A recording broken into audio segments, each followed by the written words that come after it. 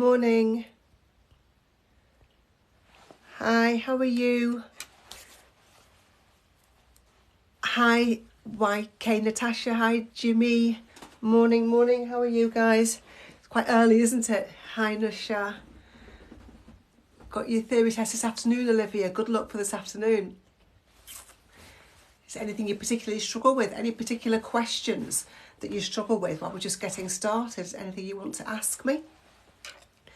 Don't forget as we go along to put questions into the question mark box at the bottom of the screen. But while we're just getting started, you can ask me a quick question if you need to about a particular question. You got your theory in 11 days, loads of time to revise for that. It's in 11 days. You got your test in 20 days, but you're confused. What are you confused about? Tell me what are you confused about? Let me know. You failed by 1 mark last week. That's the most common test failure result that I hear about, to be honest with you. I hear that every single live that I do, unfortunately. People fail by 1 mark. So if you go through the course, you won't fail. Go through this course, that's what I've got there for you. If you failed by 1 mark, that means there's 8 questions that you got wrong in that test. Which is quite a lot. If you go through the course, you'll be getting more like 49, 50 out of 50. My laptop's gone. It's broken. I'm using my husband's laptop today. So, yeah, thanks for asking. I'll contact John Lewis today.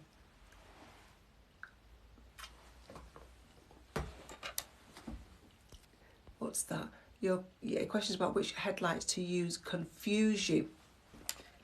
Okay, remembering that you're always using lights so that you can be seen. That's the most important thing, that you can be seen.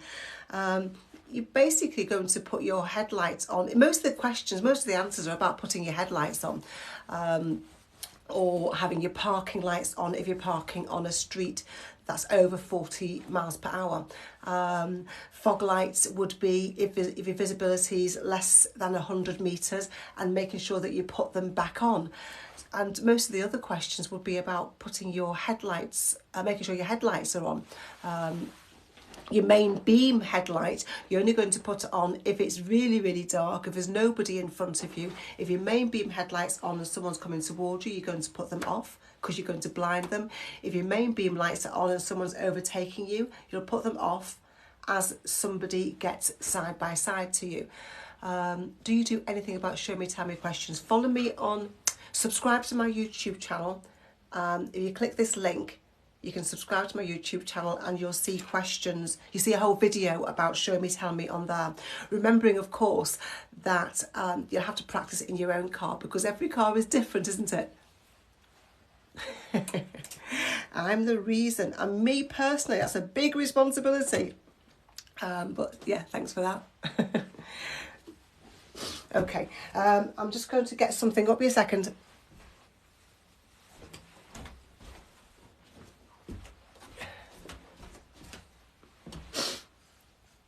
The link, I'll post it again for you. Can you do lessons if you haven't done your theory? Yeah, most people do lessons before they do the theory. Most people do. I've very rarely had a learner who has already done the theory. Very rarely. Thanks. Also questions about tunnels. Yes, there's a few questions about tunnels. You need to make sure you can see. So take your sunglasses off. You need to, I'm trying to think what questions you're going to get asked about tunnels. Turn your radio on. Turn your headlights on. Just your headlights, not your main beam, not your parking lights, your headlight on if you're going through a tunnel.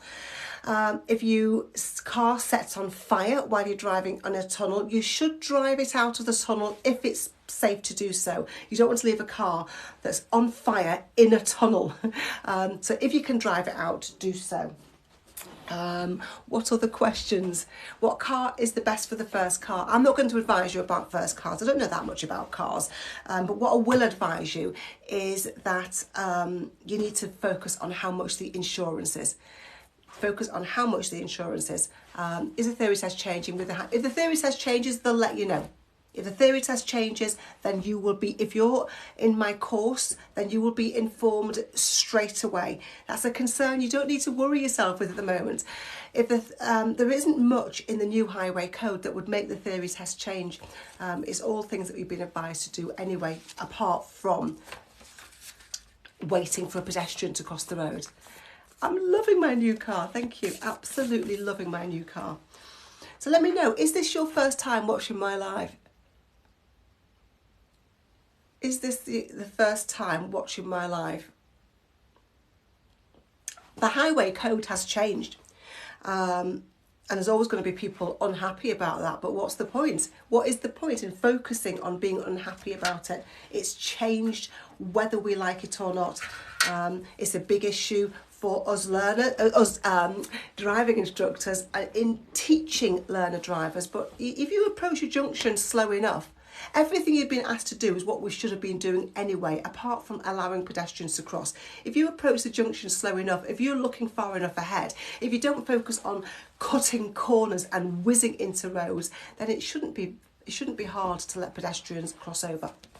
If there was a pedestrian crossing over, you'd let them go anyway, wouldn't you? Got your practical any advice? I can't give you advice about that right now. I'm sorry. Just take some deep breaths, take your time, do what your instructor said. Don't be listening to advice from other people. But I could talk all day about advice for the practical test. Does visualization help you? I don't know if it would help you or not. So lots of people saying they're watching me for the first time. Hi, thanks for joining me. Let me tell you who I am then, and then we'll get on. I'll tell you who I am and what I'm doing here this morning for you. My name is Annie. Nice to meet you. I'm an ADI, which means I'm an approved driving instructor. I've been an approved driving instructor, a grade A instructor for about 10 years. I'm also an audit instructor trainer. That means I'm on the official register for driving instructor trainers. And I'm also a theory test expert. I became a theory test expert so I could help you guys pass your theory test. There's so many people. Let me know if you're one of these people. Do you struggle with your theory test? Just let me know. Do you struggle with your theory test? Have you failed it? Are you struggling to know how to revise for it? A lot of people do, and that's why I became a theory test expert. So I could help all you people that are saying, yes, I do struggle. I know people struggle because the pass rate is so low. So before I've created this course, I'll pin it for you to have a quick look at. I created this course, and for the course I've been awarded the most innovative driving school, which I'm really proud about. I've also been awarded superior achievement and excellence for my driving school. My driving school is called Spot On Driving. I'm based in Cheshire. I teach in Knutsford and Northwich. Great course, says Bushy. Thank you, Bushy. And I'm really proud of the fact that the DVSA have looked at all of my courses. They've decided they're really happy with my courses, and they've given me all the official DVSA questions, all the official practice questions they've given me. And that means if they do update the theory test, if they do change the questions, I'll be one of the first to know about it. I will be the first to know about it amongst a few other people. So I'm really, really happy about that. And it means I'm giving you the most up-to-date content in these lessons, in these live lessons, on my YouTube. Follow me on YouTube, guys, on my Instagram, on my Facebook, and on my TikTok account. I'm giving you the most updated information. And of course, my course will have the most updated information for you as well. So you don't have to worry about when things are changed. And again, I'm really, really proud of that. I'm proud they've looked at my course. I'm proud that they're happy with it, about what if you have a look at the pinned link there, you can see how much it is. But I'm more proud of comments. What should I want this one? Oh, I got this one just a few days ago, over the weekend actually. I got this email. And this email says, you are a maestro and an intelligent teacher. Just less than 1 week ago, I bought your stuff. I couldn't have time to study your material, but just 4 days going through your material, I passed today on the 28th of January. And to me, you're the best in the whole wide world. You're just fantastic. Isn't that awesome? Your techniques is just 1 in a million. I'm going to broadcast you to everyone to buy your material quickly. Thanks massively. That is a comment that thanks Siobhan, that I get from using my course and passing. There are so many of them. I get these emails every day. And I created the course because the pass rate is really, really low. You're telling me that you struggle. There's 1.9 million tests taken. There's 879,000 passes. That means the 47% pass rate. That means there's 53% of people are failing. Now, if you're concerned about the new highway code, don't focus on that in your practical driving at the moment. When the theory test changes, I will know about it. I will change my course. But people are saying that it's made me fail the new highway code rules. Well, the theory test hasn't changed.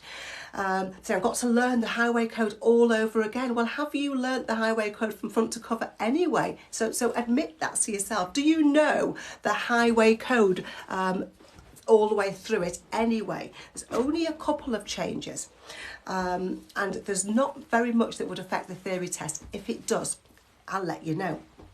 In my course, there are worksheets like these ones here. You can fill these in if you want to. Really, really help the information go into your unconscious mind and into your mind, and you'll be able to get that information really quickly when you've written answers down. There are about 90 video tutorials. There's fact lists like this one. And then, like I say, I've got all the official DVSA questions for every topic. I've got a mock test for every topic. There's case studies and there's techniques for things like anxiety. There's techniques for hazard perception. There's techniques for answering questions. And I'll tell you how to know you're test ready. If you go through all of that, you will pass your theory test. Go through all of that in my course and you will be 100% prepared to pass your test. It's helped more than 5,000 people to pass so far. I'll pin my link there for you for the couple of people that are asking me. But yes, it's £34.99. It's the price of one single 1 hour driving lesson. You get £35 worth of free products if you sign up now. I'll talk more about it later. You did a test last week, failed on 3 points because of anxiety, but passed the hazard perception, good. But make sure you practice hazard perception and questions again. So don't think I've done the hazard perception, I don't need to revise that. And then go through this course. This course will help you to make sure you pass your test on your next attempt. However you have revised, whatever you have done to revise, and then that's been a fail, make sure that next time you're doing something different. Doing the same thing often gives you the same results. So if you've failed and you failed by 1 mark, then don't go and do the same thing, because you're likely to fail by 1 mark again, and then by 1 or 2 marks again, and then by more, because you think, well, I was almost ready, I must be out, and you start changing the right answer to the wrong answers. So whatever you did to revise, do something different. And I'm giving you the option here. I'm just letting you know that this course actually exists to help you. Anyway, let's go through a question, shall we? That's what you're here for. What I'm going to be doing is I will tell new people who I am. We'll go through a question. We'll go through a lesson. So I will teach you all about a certain topic. And I'm covering the traffic light technique today, which you will love. I promise you, you will. If you struggle with the colours of the motorway studs, you will love the traffic light technique. So 5 minutes I'll be covering that. Then I will be letting you know a bit more about my course. I'll be answering your questions, letting you know who I am, and then going through more questions and more lessons. That's the way it'll go for the next 3 hours. So stay with me for as long as you can. Anyway, a question for you. What's the purpose of a catalytic converter? If you want to hide comments so you can see things get better, swipe. Is it right? Swipe right. Swipe your screen to the right if you want to hide the comments and hide the silly promotions. The question is, what's the purpose of a catalytic converter? To reduce fuel consumption, to reduce the risk of fire, to reduce harmful exhaust gases, to reduce engine wear. Do you know what the answer is? So put low, Danny, yay! That's fantastic news. Do you know what the purpose of a catalytic converter is? If you don't know, please put DK in so I know that I need to. You don't even know what it means, okay? So thank you for that comment, and I know that I can show you, I can explain it to you. Thanks to my lives. It's awesome. I'm so glad I can help you. Listen, these lives are here. These lives are free content for you. 15 hours or so or more every week I will be helping you. If you need more help, you can sign up for a course. If not, these lives might be enough for a lot of people. So I want you to be honest with me now. If those of you who think you know the answer, do you know what a catalytic converter is, or have you memorized the answer? Let me know. Just put memorize, or M for memorize, if you've memorized the answer, and put no, K-N-O-W, or just a K if you know all about catalytic converters. And for the person that's asking, I will just pin my course there for you. Now the problem is, there's a lot of people saying they've memorised. There's some people saying they know, which is awesome. And I know some people know because they've seen it on here already, because I've seen your names. But yeah, a lot of people memorise the right answer. And in the theory test, they'll ask you the question, but in a different way, using different wording. And that's why it's more important to get a bit of information about what it actually means and a way of remembering it, so that you'll know what it is, however they ask you. I don't know what that means, Angelina, sorry. Okay, so let me talk to you about what a catalytic converter is. But you don't need to know very much. You don't need to know very much. So a catalytic converter this is an image of one here. Okay, so driving a car is not very environmentally friendly, is it? It's not environmentally friendly because dirty stuff gets pumped out into the air that other people have to breathe in. Does that make sense? Let me know if that makes sense. Driving a car is not very environmentally friendly. Just give me a Y for yes, or a yes if that makes sense. And people are putting no. I think that's agreeing as well, isn't it? Yeah, so, okay, so that makes sense. Driving a car is not very environmentally friendly because rubbish stuff gets pumped out into the atmosphere, into the air. So the word converts, it's a catalytic converter. The word converts means changes. I'm giving you examples of real questions all the way through this. That's what I'm doing here for 3 hours, giving you examples of real stuff that you need to know. So the word converts means changes. Does that make sense? So to convert means to change. To convert something means to change something. If you convert your religion, you change your religion. Yeah? Let me know if that makes sense. To convert means to change. Because sometimes just breaking a word up or one of the words up is really going to help you to understand stuff. Thank you, Isaac. Yeah, that makes sense. Good. So a catalytic converter converts or changes dirty gases into cleaner gases. Look at the image here. You'll see the red arrow here saying dirty fumes from the engine go into the catalytic converter.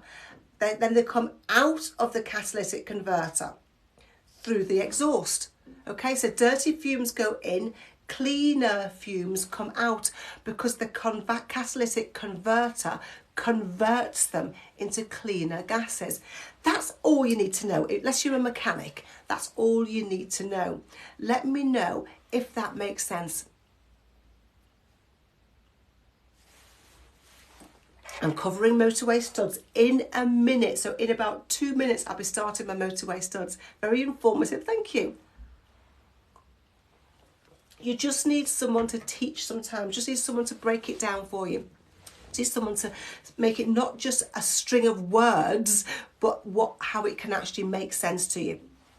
So therefore, if I ask the question again, what's the purpose of a catalytic converter?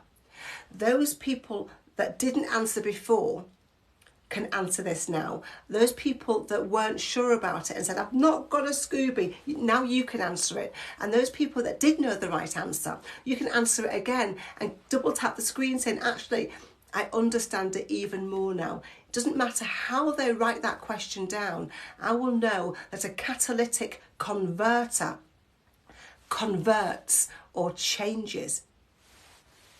You understand now? Awesome. That's what I want to know. You've got it now. Brilliant. My name is Annie Winterburn. I am making theory easy for you. That's what I do, and that's what I'm here for, making theory easy.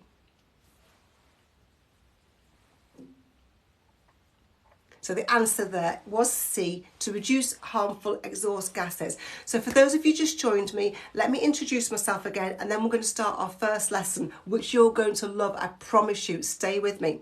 It's all in this course. Everything I cover, I'm covering today about 6 things that are among the 90 odd that are in my course. So my name is Annie. Say hello to me. Let me know where you're watching me from. Let me know where are you watching me from? Where are you in the country? I'm an ADI, an approved driving instructor, and I've been a grade A instructor for about 10 years. And I teach in Cheshire, so Knutsford and Northwich. I teach in a manual car. My son and my husband teach in automatic cars. And I'm an audit trainer as well. I train people to become driving instructors. I'm on the official register of trainers. And I'm a theory test expert. I became a theory test expert so I could help you, all the people that struggle with the theory test. I was having loads and loads of people getting in touch with me saying they've failed it once, twice, 5, 10, 15, 20 plus times. And I thought, well, I know I can help you. Being a driving instructor, being a trainer. I spent 3 years at university becoming a primary school teacher. I've worked with adults with learning difficulties. I'm a nursery nurse as well. So I know that I knew I could help you. I know I can help. I know I can break things down and give you ways and techniques of remembering stuff forever. And that's what I've done. I've spent years finding out what you struggle with. And I've spent thousands of hours designing techniques and explanations to help you learn and help you remember easily. And that's what I've done in this course. I put it all into a course eventually. And that's this course here that I've just pinned for you. And for the course, I've been awarded the most innovative driving school. And my driving school is called Spot On Driving. And for that, I've been awarded Superior Achievement and Excellence, which I'm really proud about. That's for my teaching learners and for my training instructors. And I'm also proud about the fact that the DVSA, the Driver and Vehicle Standards Agency, the people who create the theory test, they have looked at my courses and they're really happy with my courses. I will teach when I'm ready, thank you. They're really happy with my courses, and they've given me all the official theory test questions. They've given me the lorry questions, the PCV bus driver questions, the motorbike questions, the driving instructor questions as well. So I have got or will have courses for all of those things. I go at my own pace, it's fine. Okay, so, and I'm more proud, even more proud of comments that I get like this one, because I need you to know that I can help you. I need you to know that, because so many of you feel alone. Let me know if you feel completely on your own when you're studying, because I know that thousands and thousands of people do, and that's why I'm here. I'm not here to just give you a question, give you an answer, give you a question, give you an answer. That's not going to help most of you to learn. Okay, that's not going to help you. I need you to know who I am. I need you to know what I do, how I can help you, and how I've helped other people. And this message came through yesterday. I passed my theory first time today. I got all the questions right and I got a good mark on the hazards. So 50 out of 50 on the questions. I'm 50 years old now. I never thought I'd be able to do it, but with your course, TikTok and lives, you made it easy to understand and remember. I couldn't have done it without all of that. So I want others to know they can do it. Thank you so much. Now to book my driving test. And that's from Joe. Isn't that absolutely awesome? Now I'm going to give you a way of understanding motorway studs. Let me know, do you get mixed up with what colours of motorway studs were? Just put a yes or a no in the comments. Let me know how many of you struggle. There's 408 people on here now, so I really like loads and loads of comments so I can see how many people. Just put a yes if you get mixed up and put a no if you don't get mixed up. You've been waiting for this lesson. You're actually going to, at the end of this lesson, you're going to be like, oh, right, that was easy. I'm going to make it super, super easy for you. I promise you, it's super easy. You don't get mixed up. If you don't get mixed up and you don't need this, a good idea to share this live for the people that do, because so many people do. So many people do get mixed up. Okay, so give me some likes. That'd be awesome. Double tap the screen. Give me some likes. That'd be really great. Excuse me. Oh my gosh, I can never stops this cough. Okay, so what I call this, the way to remember motorway studs, remember it's all in this course, the way to remember the colours of the motorway studs, I call it my traffic light technique. I made this technique up. I designed this technique so I could help you learn it super easily, and you will now learn it super, super easily. It is in here. It is in my this technique is one of the techniques and lessons that are in my course. But first thing you need to do is know what are motorway studs. Some people don't understand what motorway studs even are. So let me know, do you know another name for motorway studs? To help the people that are thinking, I don't want to ask, but what even are motorway studs? Because there will be people on every single live who is saying that. What's another name for motorway studs? Farry has got it. The cat's eyes. That's, yeah, they are. Kira, yeah, I can't say your name there. It's just Kai, yeah. Cat's eyes, okay? So some people call them, a lot of people call them cat's eyes. And these studs that are in the tarmac, in between the lanes on a motorway, and they're called cat's eyes motorway reflectors, somebody's calling them. But they are different colours so that you know what lane you're in. So when you're driving along in bad weather or you're driving along at night, your car lights shine onto the cat's eyes. Motorway studs, we'll call them on now, and you'll know what lane you're in because you'll see red ones to one side of you and amber ones to one side of you, or white ones to one side of you. So you know what lane you're in because you know what studs are next to you, which ones are to the right of you, which ones are to the left of you. Does that make sense? Let me know if that makes sense and I can move on. Some Y's or Y for yes, if that makes sense. Cat's eyes are there, motorway studs are there so that you know what lane you're in if you're driving in the dark, if you're driving in bad weather. Fantastic. So now answer which lane means what. You need to know if you're in lane 1, lane 2, lane 3. You need to know that. If you're driving in really, really bad weather, you want to know what lane you're in, because if you've been driving on a straight road for a long, long time, you will forget what lane you're in. You won't realise you're in lane 1, 2 or 3. That's all that means. Okay, so answer this question for me. What colour are the motorway studs between lane 1 and the hard shoulder? Who knows what the answer to that question is? Answer this question and I'm going to start going through the actual technique.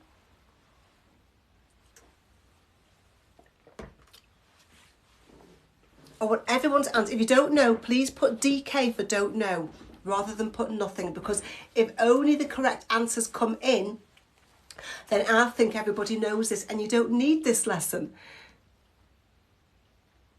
So I've got some reds, some whites, some ambers, some greens. So now I know you do need this lesson. You do need me and want me to explain it to you. That's awesome. So let's go through the traffic light technique. First thing I want you to remember is that this is really, motorway studs are really easy. There's only 4 colours. There's only red, white, amber and green. There's 4 colours. So just tell me, yeah, I should find 4 colours super easy to remember, shouldn't you? You should find 4 colours really, really easy to remember. What you do, you read a question, read the answers and try and memorise the answer rather than try and learn where they actually are. So let's go through the technique. I need you to answer with me. I need you to interact with me right now, because everything I'm saying is going to help you to learn stuff forever. So what does it mean if the red traffic light shows?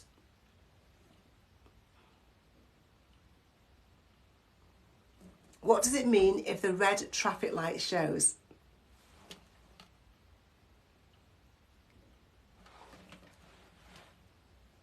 Keep your answers coming in. I want to know lots of people are interacting with me. I want lots and lots of people to interact with me.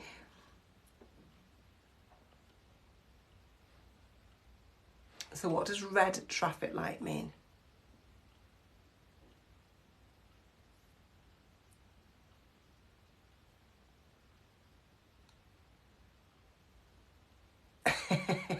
Put your guinea pig in the other room.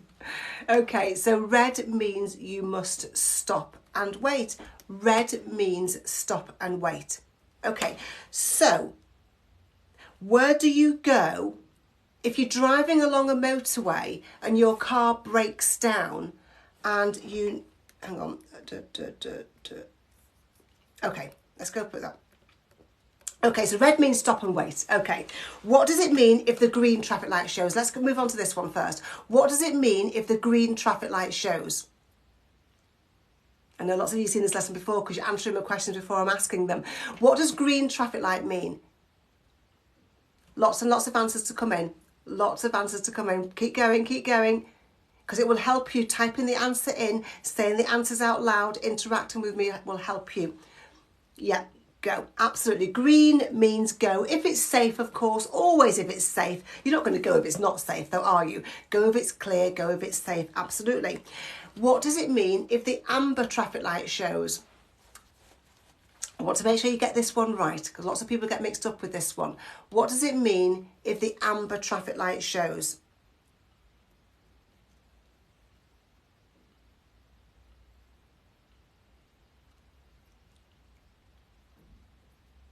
Okay, so you can get ready, but it doesn't mean get ready. What do you think it actually means? It doesn't mean prepare to stop. No, you can't prepare to stop. If you go through on amber, I say that's absolutely fine because I was prepared to stop. What do you think it actually means? It either means stop or it means go. Which one of those two do you think it means? It doesn't mean be cautious. It doesn't mean slow down. It doesn't mean prepare to stop. It doesn't mean prepare to go. Amber either means stop or it means go. Which one do you think is the safest option? You'll be answering theory test questions wrong if you get this one wrong. You need to know what amber means. Really, really important. What do you think is the safest option? Do you think it's safer for amber to go on amber, or do you think it's safer to stop on amber? It doesn't mean get ready to do anything. Remember that amber does not mean get ready to. Amber does not mean prepare to. What do you think amber means? Kel, Lou, awesome. What do you think is the safest thing? I want you to really think about this. Really think about it now. What do you think? Lily, you've got it. What does it mean? What do you think is the safest thing to do if the traffic lights are on amber? Do you think the safest thing is to keep going, or is the safest thing to stop? Leah, wild, awesome. Yeah. Absolutely. Amber means stop and wait, Daisy says. Fantastic. It doesn't mean slow down and prepare to stop. That could mean you go from 30 mile an hour to 20 mile an hour, because that is slowing down. Amber does not mean slow down and prepare to stop. Amber means stop and wait behind the line. Really important that you know that. Just like red. Absolutely. So amber means stop and wait. Fantastic. Now you need to know which colours are in which lanes, and I've said to you already the colours are super easy. There's only 4 of them. So no, it doesn't, says Nath, because you know better than me, Nath, I'm sure. Amber means stop and wait. That's what it means. You can prepare to go, but it means stop and wait. Okay, so about the traffic light technique, you need to know what studs are where to help you when you're driving on a motorway. So where do you go if you're breaking down, you're on a motorway, your car's breaking down and you're going to have to stop and wait? Where do you go? You're on a motorway, your car is breaking down, you're not going to be able to keep on driving, you're going to have to stop and wait. Where do you go? Because you're in danger if you don't stop and wait. You go onto the hard shoulder, fantastic. The hard shoulder is the extra lane on the left that you go onto if you're breaking down. You go onto if you're in danger, okay? So what colour studs do you think are next to the hard shoulder? Say this out loud, type it in, help yourself to learn stuff forever, because this now is super easy. You will know this absolutely. Red means stop and wait, and red is for danger. So red studs are next to the hard shoulder. Give me a thumbs up or something if that makes sense. Or double tap the screen if you think, actually, I'm going to learn that. I'm going to know that forever now. Isn't that super, super obvious? Isn't that really, really obvious that red studs are next to the hard shoulder? You go on the hard shoulder if you need to stop because you're in danger. Red is also for danger. Red studs are next to the hard shoulder. You got that one. So that's one. You've only got 4 to learn. You're 1 down. You've only got 3 more to go. Only got 3 more to go. So this is super easy. Okay. What's the lane called that you use if you want to go on or go off a motorway? There's an extra lane. What's that lane called that you use to go on or go off a motorway? Keris, you've got it. Yash, Emma, Tady, is that? You've got it. Yeah, Leah, fantastic.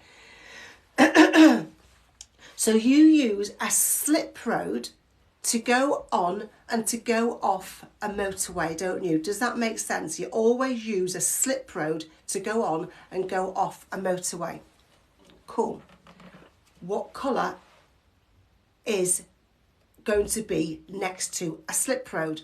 So green means go. You use a slip road to go on and go off a motorway. So what colour studs do you think are next to the slip roads? Say this out loud. Help yourself. Make sure you do type it in.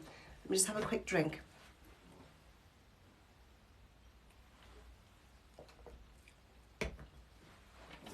Absolutely. Green studs are next to the slip road.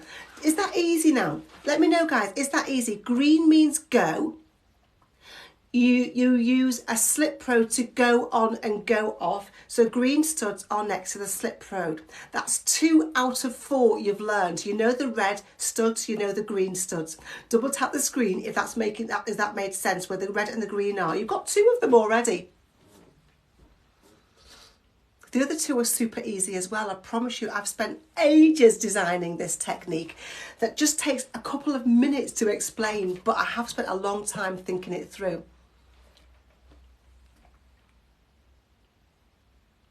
Okay, so in the centre of a motorway, you've got 3. If you're on a 3-lane motorway, if you are on a 3-lane motorway, you've got 3 lanes of traffic going up the road and 3 lanes of traffic going down the road, and you've got a middle bit that separates that traffic. What's that called, anybody?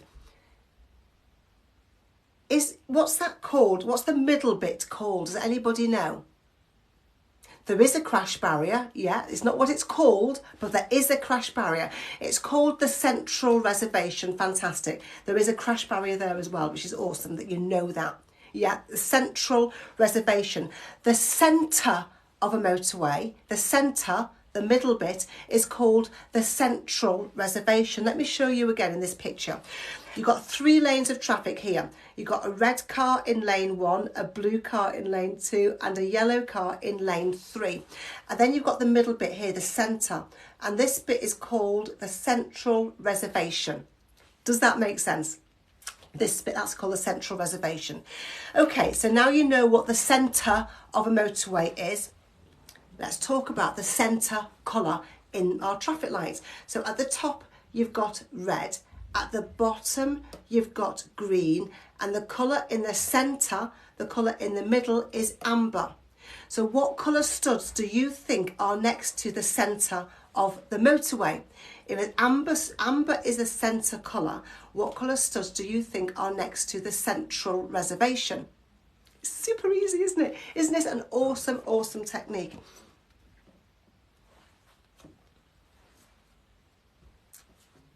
Steph the vegan, you know what it is. Get rid of that question mark. Write it in again without the question mark. You've got at the top you've got red, at the bottom you've got green, in the centre is amber. This is the one in the centre. The centre of a motorway is called the central reservation. So what colour studs do you think are next to the centre of the motorway? I want the answer in again without a question mark because you know the answer. I know, isn't it easy? Isn't it brilliant? Okay, so that's three you've learned. There's only 4 colours, you've learned 3 of them. So the only one you need to know now are white studs. And white studs are just between the lanes. If there are white studs to one side of you and white studs to the other side of you, then you're in lane 2. Look at that car there. Look at the yellow car in that picture.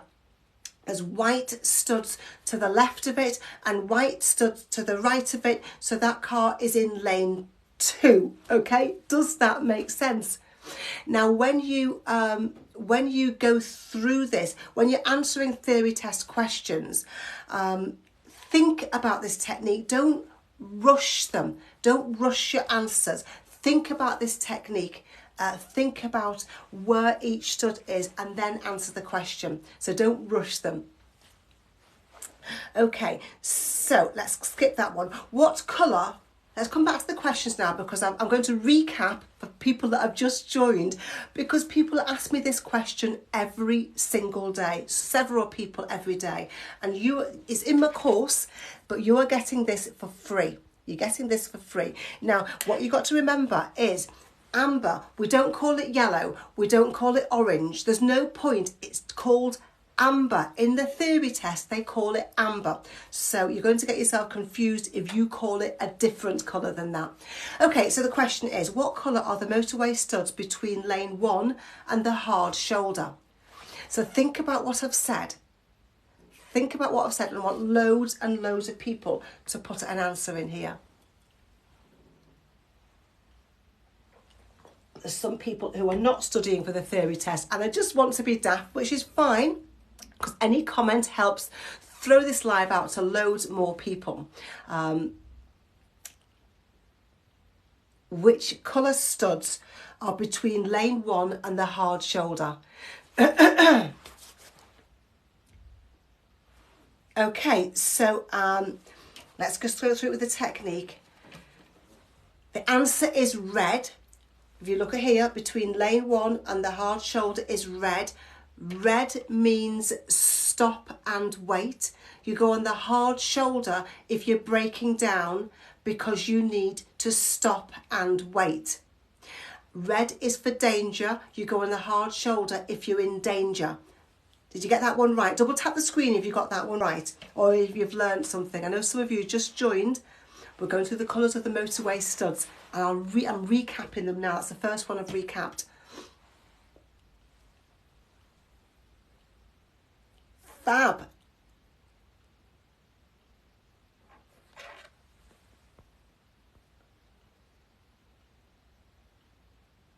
Stephen Connell, this is a way of remembering the motorway studs. People aren't as stupid as you think they are. They're not just going to go. I've said, if you heard my technique, stop and wait if you're breaking down. That's what I've said if you heard the technique. But people aren't that daft that it's going to go on the hard shoulder. People know a bit more than that. They have more common sense. And it's not what I've said anyway. So what colour are the motorway studs on both sides when you're in lane 2? So you're in lane 2, there's studs on both sides of you. What colour are those studs? Are they red, white, amber or green?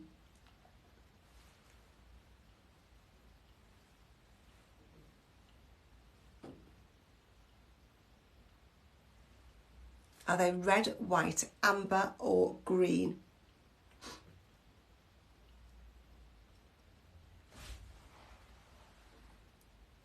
Okay, and the answer is white. Look at the yellow car in this picture. If there's white studs to both sides of you, you're in. If you're in lane 2, there's white studs to both sides of you. Fantastic, guys. Okay, next question. What colour are the motorway studs between lane 3 and the central reservation? Remember, the central reservation is the centre of the motorway. The central reservation is the centre of the motorway.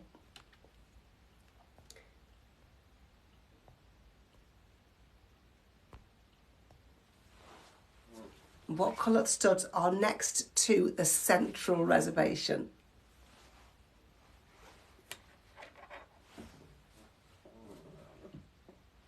Awesome. Brilliant answers. Little gem, brilliant. The meaning of the Quran. Awesome. Okay, so amber studs are next to the central reservation. Let me explain my technique for remembering that. At the top you've got red, at the bottom you've got green, the centre colour is amber. The centre of the motorway is called the central reservation. Amber studs are next to the central reservation. Fantastic. Brilliant, isn't it? What colour are the motorway studs next to the slip roads? What colour are the motorway studs next to the slip roads? Red, white, amber or green? It's all in this course, which I'll pin there for you. This is just one of the techniques, one of the lessons that's in my course. What colour are the motorway studs next to the slip roads? You pop your answers in and I'll confirm it in a minute. I'll reveal the right answer, and those people who haven't seen it, you will know now as well.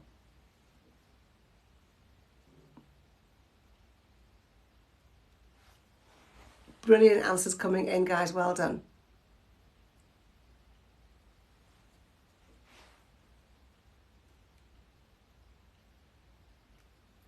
Fab.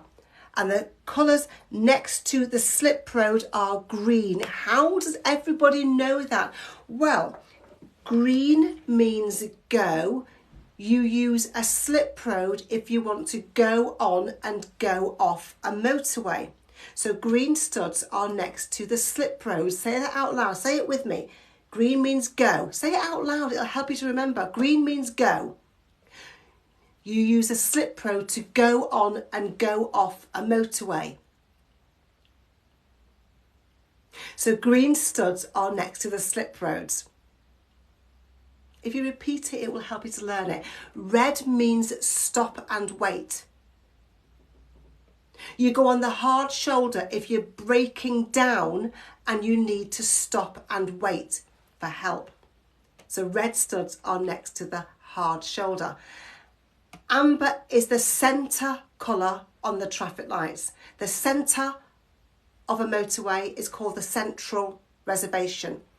Amber studs are next to the central reservation. That is my traffic light technique.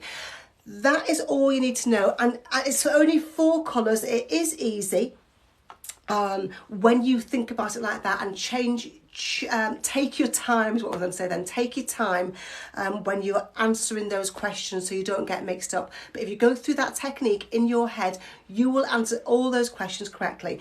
It might take, some people on here will say, well, it might take you, you know, even though you know it, it might take you a bit of time. I've already covered the whole technique. I've said white studs are between the lanes. White studs are between the lanes. If it's white studs to one side of you and white studs to the other side of you, you're in lane 2. White studs between the lanes. Okay, so that's super, super easy for you. And I've covered that because so many people get these questions wrong. I get asked this question pretty much every single day. I get asked this question every single time I'm live. How can I remember the colours of the motorway studs?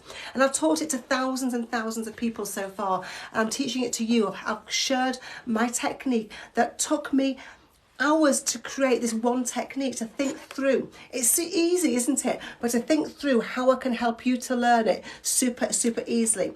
One of the techniques that people used to use and that I heard was this one here, motorway. This might help you, motorway. So if you think of the word motorway, you've got red, white, amber, and the studs, the motorway studs from left to right go red, white, amber. And that's a technique that I read about. But if you can't spell, if English isn't your first language, if you have dyslexia, it doesn't cover all of the colours because there's no green in there. So it doesn't help everybody. So I created my technique, which I call the traffic light technique, and to help you guys to pass, to remember it super easily. Have I done that? Let me know, have I done that? And I'm doing it because the pass rate is really low. It's one of the techniques in my course. The pass rate is really incredibly low. It's only 47%, says the official government figures. The fail rate is 53%. Why are people failing the theory test? Why do you think they're failing? Have you got any ideas? Why do you think have you taken your theory test already? And if you have, did you know the colours of the motorway studs? Do you know the sequence of traffic lights, which light comes on after which? Do you know what a contraflow is? Do you know, or did you know, what a catalytic converter is? Do you know all the motorway signs? Do you know you've taken your test 11 times, Aidan? Do you know all that stuff? Do you know what convex mirrors are? Do you know all your speed limits? Because if you don't know all that, you shouldn't be going to take your test. I know you don't know that, but just reading questions and reading answers doesn't teach you all that stuff. It just helps you to answer some multiple choice questions. And when the question's asked of you differently, you can't answer the question. Unless you know what you're looking for in a hazard perception test, unless you know all about lines painted on the road and the rules of box junctions and the sequence of the traffic lights, then you shouldn't be going for your test anyway. Does that make sense? And that's what I'm doing here. I'm teaching it to you. I'm helping you. Because failing is embarrassing and it's frustrating. You don't know contraflow. Have you taken your theory test? Because if you have, you should know. You shouldn't go to your theory test not knowing what contraflow is. You shouldn't be a driver and not know what contraflow is. And I know you don't know this. I am helping you. I'm telling you this. I'm helping to teach you. There's ways of learning what these things are. So what you should do is you see a theory test question and think this question is asking me about contraflows. So what I need to do is find out what a contraflow is. Not just read the question and answer it. I need to go and find out what a contraflow is. It's not embarrassing to you, Maisie. That's brilliant. It is to a lot of people. It is to. I didn't make these words up. That's what people have told me. So it's people say it's a waste of time. People say it's a waste of money. And that people say they're frustrated because they can't book the driving test because they can't pass the theory test. But whether those things are for you or not for you, that's fine. I don't want anyone to feel embarrassed, frustrated. I don't want anyone to feel they're wasting their time or they're wasting their money. But these are things that people have said to me, particularly when the families don't understand them very well. What I want to do is teach you to pass your theory test. That's what I'm doing here live for you now. I've just given you my most favourite technique, haven't I, Siobhan? I've just given my best technique away. But there are 90 tutorials in my course. There's loads of them to help you to pass your theory test. Can you do a class on Zoom? I won't do a class on Zoom, no. I've tried that, it doesn't work very well. So I won't do Zoom classes anymore. So what has my course got in it? Let me tell you what my course has got in it. Then we'll go through some questions. You can ask me questions. And then my next lesson will be motorway signs. I'm trying to read my thing over there. I'm covering crawler lanes and motorway signs, so stay with me. But let me show you and tell you what's in my course. Thanks, Steph the vegan. Okay, so theory test course. Let me pin it there for you. It's got worksheets, it's got video tutorials, it's got fact lists, all to help you learn. It's got all the official DVSA questions. It's got mock tests for every topic, so short mock tests for every topic. It's got case studies and how to do case studies. It's got techniques on anxiety, techniques on hazard perception, techniques on answering questions. It's got games, it's got sections on how to know your test ready. If you go through it all, not some of it, not skipping between my course and other apps. I'm not saying you can't do that, but if you go through my course step by step, it has got everything in it that you need. I've got somebody on here who keeps going back to their app, then back to my course and back to their app, and not doing very well. And that's because it's just confusing for you. The questions in my course are exactly the same as the questions in the app that you're using, if you're using a good app. So if you go all the way through my course, you will be 100% prepared to pass your test. Noak, is that Chetnoke? Awesome, yay, says Siobhan. It's helped over 5,000 people to pass so far. It's helping more and more people every single day. I get messages and emails from people that are saying, I passed because of your course. You're only going to pay the price of one single 1 hour driving lesson, but let me show you what's in it. I'll tell you what bonuses are going to come with it, and then I'll answer some questions. It's Chetna, sorry Chetna. Nice name. Okay, so what somebody said, would you suggest theory before lessons? Not necessarily, Lasha. For some people, yes, but most people don't do that. Some people find the theory actually makes more sense because they are driving already. But it's not a bad thing. My daughter did her theory on her 17th, the day after her 17th birthday, and started lessons just after her on that day as well. Okay, so you can take it before you start lessons, but you don't have to. It's up to you. You fail by 1 mark, Freya. I say this every live. I've already said it several times today already. That is the most common message I get. I failed by 1 mark. If you fail by 1 mark, that means you got 8 questions wrong, and that's not what you need. You need to be getting more like 49, 50 out of 50, which is what you'll be getting when you go through my course. All I'm saying is don't go and take it again thinking that you're almost there. You've not done really, really bad, but you need something else. You need something else. There's some stuff you don't understand. So you fail by 1, not 8. You got 8 questions wrong. Okay, 8 questions wrong if you failed by 1. Okay.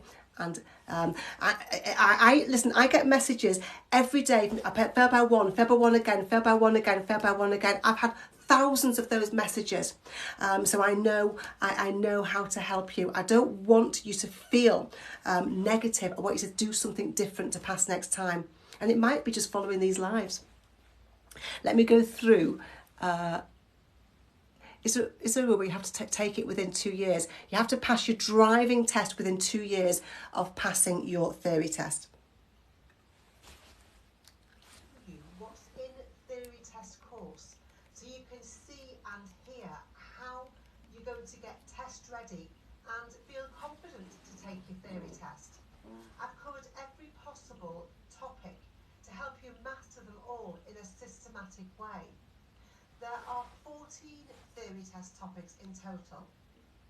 Let me go through the accidents topic so you know what's in every single lesson. You can download a worksheet if you want to and fill it in while you're watching the video tutorials. There are over 90 video tutorials in this course, so you're guaranteed to have all of the information that you need. When you watch the tutorials, you can download a fact list or you can listen to a fact list. Listening helps you to learn without even trying. Have you ever learned the words of a song? You find yourself singing along to a song just because you've listened to that song. That's why I've spent hours and hours creating and editing audio so you can listen and you can learn without even trying. Then you can have a go at all of the official DVSA questions for that topic, and then have a go at a mock test of 10 questions for that topic. You can go through all 14 topics in exactly the same way. You can do them all, or you can pick and choose which topics you do, and then have a look at multiple choice techniques, case studies and mock tests. I've specially devised 16 mock tests that cover every single question. You don't need to do hundreds of mock tests. Take these 16 tests and you know you've covered every single DVSA practice question.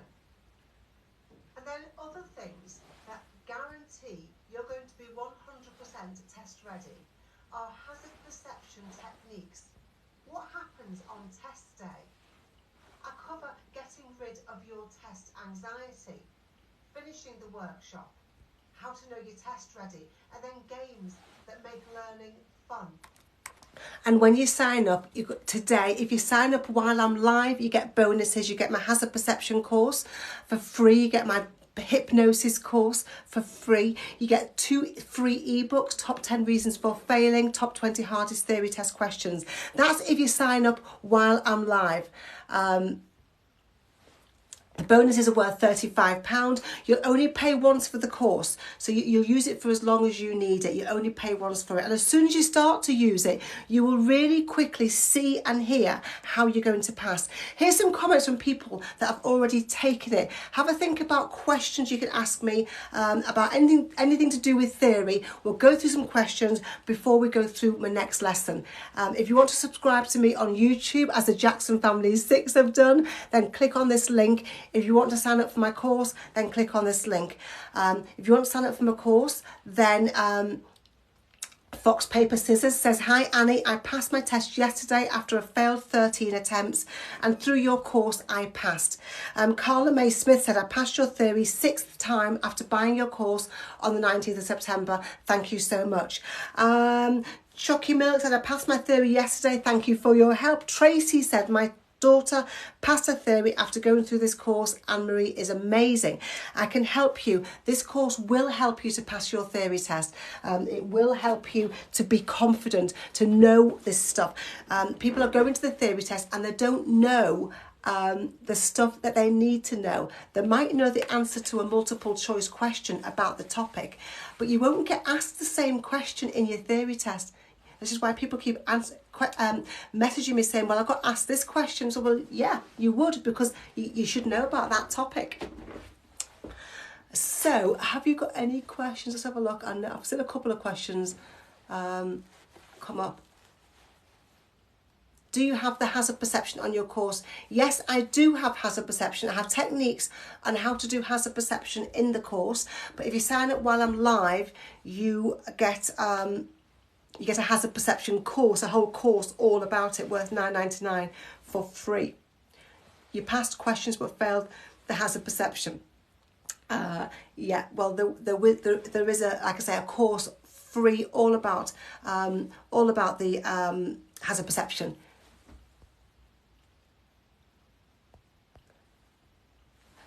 Okay, so yeah, how else can you revise? I've said to you that if you have failed already, you need to do something different. Don't go do the same thing again. If you've only failed by 1 mark, don't think, "Well, I'm almost there. I'll just go through those same questions again and I will pass next time." I'm not saying you won't, but I have messages from people who fail time and time and time again by 1 mark. So you can go through an app. A lot of people go through an app. Some people write, some people not write. Some people read the 3 books, Highway Code, Know Your Traffic Signs, and Driving the Essential Skills. Some people will go through an app which will have all the questions, mock tests, case studies, and hazard perception. The difference with my course, it's got all of those ticks there for you, all of that stuff to help you. It's got 90 video tutorials. It's got question techniques. It's got worksheets. It's got fact lists and audio. It's got test anxiety techniques. It's got games, all that stuff extra to help you learn and make sure you do pass on your next attempt. Okay, and you're only going to pay £34.99 for the course.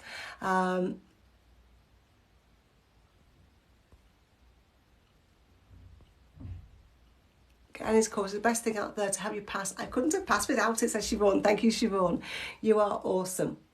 Do you have to do the worksheets on your course? Natalie, I can't tell you, or Natalia, I can't tell you you have to do anything. Some people might buy my course and not even look at the course. I can't tell you have to. Who on here did the worksheets and who didn't? Just put a yes if you did the worksheet and no if you didn't do the worksheet. Let Natalia know what you did. I think a lot of people don't. Some people can't read. Some people have dyslexia. They find it really, really hard. Cabal says no. Emran says yes. User says no. Sank Marianne says yes. So it's up to you whether you do them or not. I'm saying if you do everything, you're 100%. You just printed them out, have you, Jamie? Awesome. So yeah, if you want to do this worksheets, which are going to be similar to this is sort of enlarged so you can see it, just one of them. If you want to do the worksheets, you can. If you don't want to, you don't have to. It's better to do them. Of course, it's better to do everything. But if you don't want to, it's entirely up to you. Let me tell you who I am and we'll get on with our next lesson. My name is Annie. While I am going through my introduction, I want to know what questions do you struggle with most? So I want not a topic. If you give me a whole topic, I can't do a lesson on a whole topic. But what specific question do you struggle with? Let me know. National speed limits. There is no coupon code. There's no coupon code. There's just the course is $34.99 if you sign up now, down from $64.99. What is coasting? Okay, Olivia. So coasting is where you're driving along, you're moving along, and you put the car into neutral, so it's in no gear. Or you put the clutch pedal down for too long. You have to put the clutch pedal down to change gear. But if you put the clutch pedal down too early, or you keep the clutch pedal down for too long, that's known as coasting. When the clutch pedal goes down, the clutch plates are separated. This clutch plate is attached to your engine. This clutch plate is attached to your wheels. When they're separated, your engine and your wheels aren't connected. When your clutch pedal comes back up, your clutch plates are together, your engine and your wheels are connected and you're driving along. When you put the clutch pedal down to change gear, they're separated. Okay, if you keep them down for too long, that's dangerous because you're not driving the car. Does that make some sense to you? So that's what coasting is. It's dangerous. You haven't got as much control over the car. Let me know if that makes sense. Emily Seal, that's awesome. Let me know if that makes sense to you. A bit of an internet delay, so I might not see your answers straight away. Yes, thanks. Good. So Olivia, what would happen if you're driving uphill and you put the clutch pedal down? Remember, when the clutch pedal goes down, your engine is not connected to the wheels. Everything's in my course, okay? When you put the clutch pedal down, your engine is not connected to your wheels. So therefore, if you're driving uphill, what would happen to the speed of your car? If your engine, doesn't matter how much you press the gas pedal, it would just be going, it's not connected. It wouldn't be doing anything. So it wouldn't work hard. What would happen? The engine and your wheels aren't connected. So what would happen to the speed of the car? Yeah, it won't move your car. It would start to slow down, Olivia. It would get slower and slower and slower and slower, your car would, because you're not giving your wheels any power. And eventually it would start to roll back. Exactly. You haven't got control if you're coasting. Does that make sense? Owen Smith, absolutely, potentially roll back. It depends on what speed, but you would get slower, and then you start to roll back because you've got no power. Brilliant. Let me know. You need to get the bite. You need to keep on moving. You need to get that clutch pedal up so your engine and your wheels are together, and your engine can be driving your wheels. Cool. That's one question I've helped you with. It's all in my course. Somebody asked me, is this in my course? Of course it is. Everything is in this course that you need to know to pass your theory test. So who am I? I'm an ADI. That means I'm an approved driving instructor. There's one of my pupils there who passed a few years ago. I've been a grade A driving instructor for about 10 years. I've been on the official register for driving instructor trainers for many years now. And I've been a theory test expert as well. so I can help you pass your theory test. That's what I want to do. That's what my aim is. That's what my goal is, to help you. So I created the course that I've just pinned there for you. And then I was awarded the most innovative driving school for the course. That's my certificate right there, the one that's got the testbuddies.app on top of it. My driving school is called Spot On Driving. I'm based in Knutsford and Northwich in Cheshire, and I've been awarded Superior Achievement and Excellence for this for my driving school, and I'm really proud of that. Really incredibly proud of those awards. And I'm incredibly proud of the fact that the DVSA, the Driver and Vehicle Standards Agency, have looked at my courses, and they've decided that they really like what I do and how I'm helping you and the content of my courses. And so they've given me all the official DVSA questions. So all of the questions are in my course. And that means when the DVSA update the theory test, when they add new questions or when they take questions out, they will tell me first. And I will change my course, and you will get to know first. If you're following me on TikTok, if you're following me on Instagram, if you're subscribed to my YouTube channel, you can do that by clicking on this link here, then you will get to know first. And certainly if you're in my course, you'll be the first to know, the people that are in my course. And I'm proud of that, really proud. I'm actually even more proud of comments like this one. This is from Joe, who said, I passed my theory first time. I got all of the questions right, 50 out of 50, 100%. I got a good mark on the hazard perception clips. I wanted to thank you. I'm 50 now, and I thought I'd never be able to do it.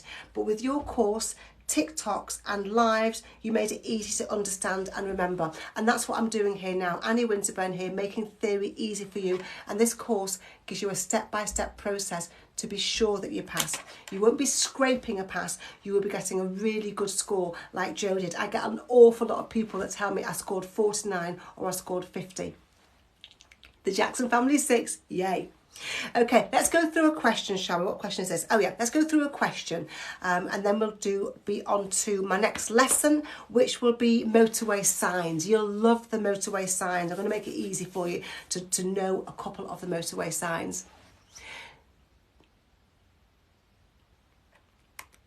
Okay, you're travelling along a motorway. Where would you find a crawler or climbing lane? On a steep gradient, before a junction, along the hard shoulder, or before a service area? So pop your answer in there and let me know what you think. If you don't know, please put the letters DK for don't know, so I can help you.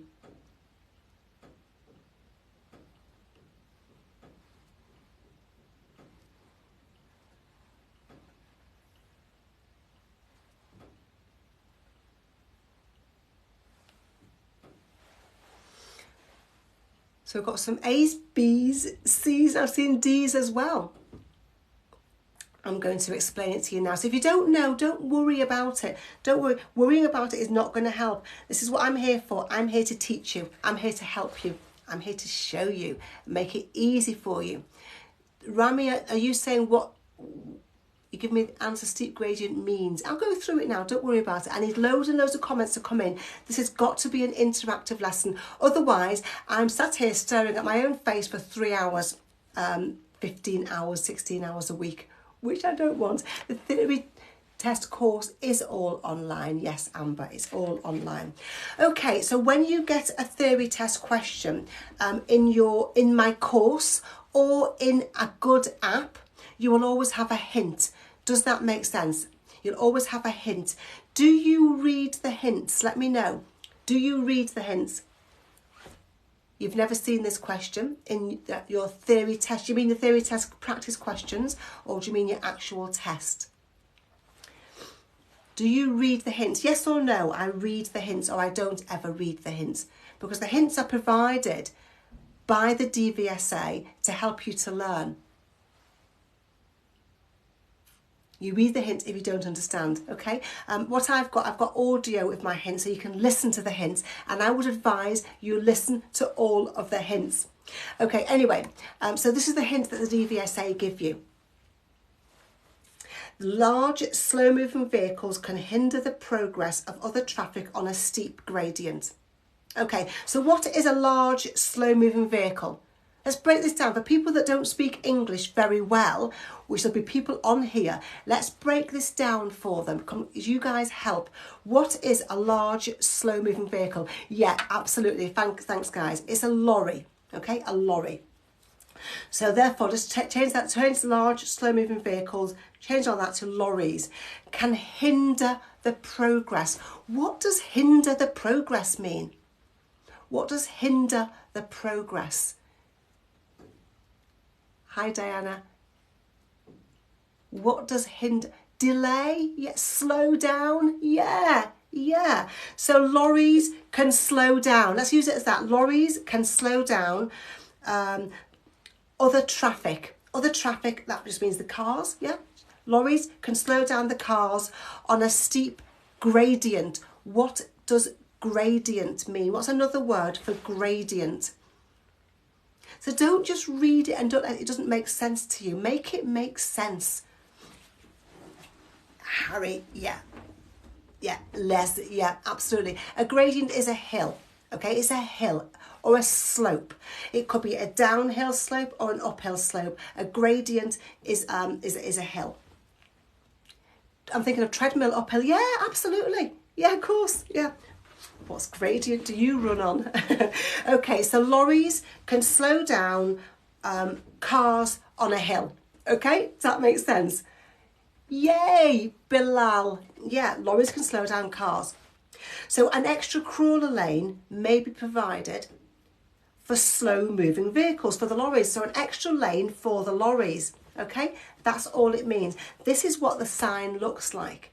So it's an extra lane for lorries to move into when you're on a hill. When you're on a hill, an extra lane for them to move into. Does that now make sense, guys? Put some yeses in if that makes sense. So the question is, you are travelling along a motorway, where would you find a crawler or a climbing lane? Now, if you think about it as crawler, crawling along really, really slowly, okay? Babies crawl slowly, well, most of them. Or climbing uphill, okay? Think about those words that will help you. A crawler, slow moving lane, or climbing uphill lane. Where would you find that? Let's get rid of two rubbish answers. Let's get rid of before a junction and along the hard shoulder, because when you're doing theory test questions, it will really help you if you get rid of rubbish answers and don't look at them again. So we're left with two answers. Where would you find a crawler or a climbing lane? Let me know. What do you think the answer is?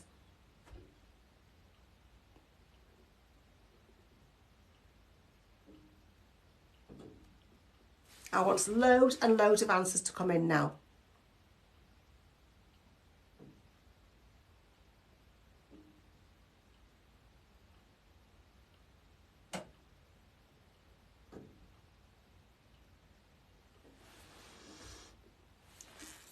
Yay. Awesome. Okay, the answer is on a steep gradient. Now you know what gradient means. It just means, maybe write it down so you can help yourself. Maybe you can tell somebody else, talk to somebody. If you say words out loud, it helps you to learn it. It helps you to go into your mind even easier. Makes it you can get the information back really easily when you've said it out loud. So a steep gradient just means a steep hill, a steep slope. Think of gradient on, if any of you go to the gym, think of the gradient on a treadmill, okay? Steep hill on a treadmill. Makes sense? Double tap the screen if it makes sense and you want me to move on to my motorway signs lesson. Double tap the screen if it, Luke Ansley, good luck for 11 o'clock today. Stay with me for a few minutes if you can. We'll go over motorway signs. Everything that I go over is in this course, and some people find it great if they do this, do my course, and watch these lives as well, because these lives are interactive. This live will be on my YouTube channel later on today. So follow me on YouTube by subscribe to my YouTube channel by clicking on the link below. I've covered catalytic converters, traffic light technique to remember motorway studs, crawler lanes. I'm now about to cover motorway signs. So if you want to know any of that, then it's a really good idea to subscribe to my YouTube channel. You can watch it later. Let's move on to my motorway signs. Okay, so what should you do when you see this sign as you travel along a motorway? Do you know the answer? So pop the answer in the comments.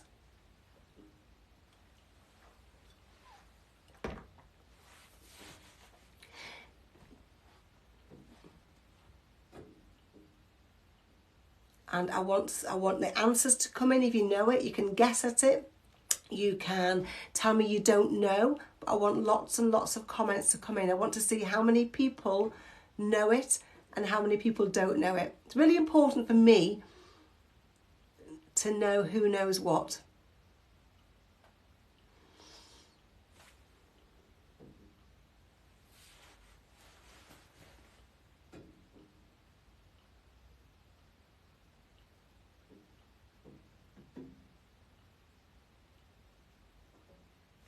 Okay, so let's go through. What a lot of people are doing is they're getting mixed up with these two signs. Let me know if you get mixed up with these two signs. Just put a yes in the comments if you get mixed up. Remember, I can't see you nodding, so I really need you to interact by putting a yes in the comments, or just a Y for yes. Do you get mixed up with these two signs? You do.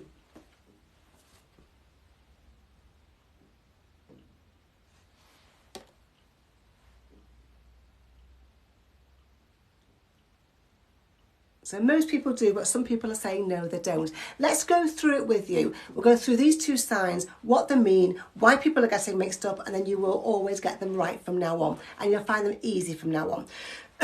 Okay, so look at this sign here.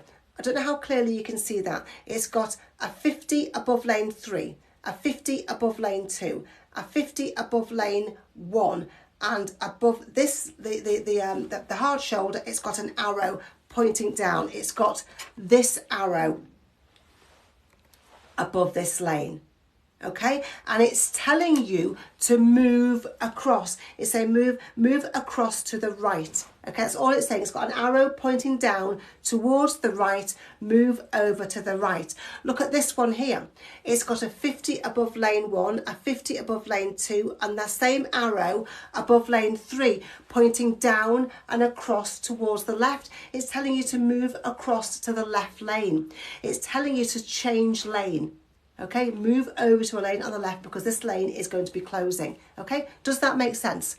Just an arrow pointing down to the left or an arrow pointing down to the right is telling you to move lane. And you should be going over into the left-hand lane when it's safe. That makes sense. Fab. So just do that. Down and to the left or down and to the right is just telling you to move across to the other lane.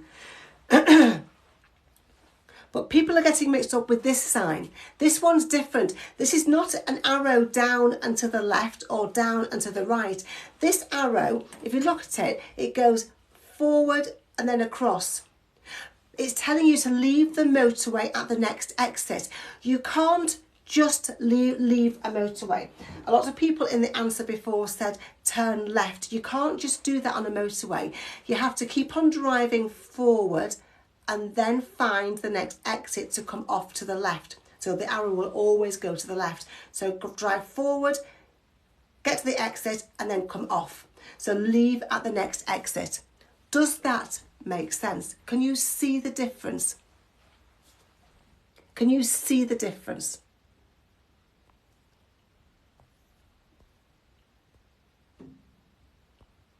Let me know. Okay, so let me show you these two again. So this one here means change lane. It's got an arrow pointing down and to the left or an arrow pointing down to the right. And this one is saying leave the motorway. So don't forget you can swipe your screen to the right to get rid of all the writing and other stuff that's on your screen. Okay, so leave the motorway at the next exit. Keep going forward and then go off to the left. Keep driving forward and then go off to the left, or change lane immediately. That is the two differences that people get mixed up with. Does that make sense? Let me know.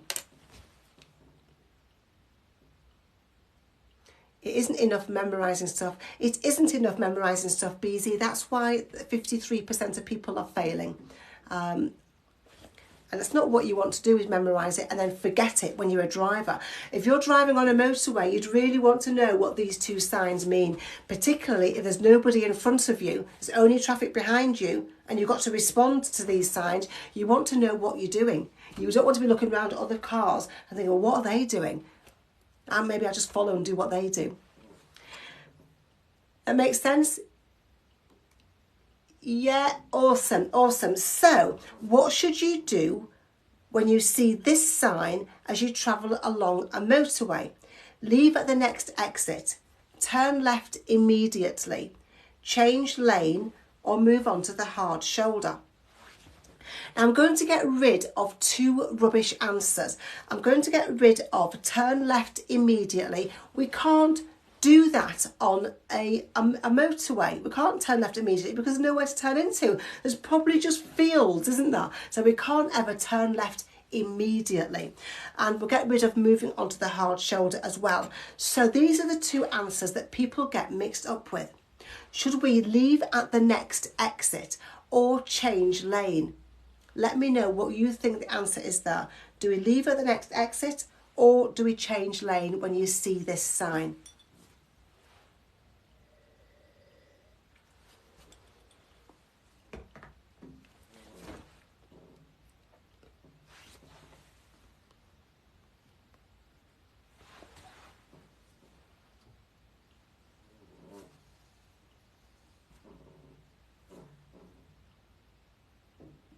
Loads and loads of correct answers coming in, which is absolutely amazing. The right answer is leave at the next exit.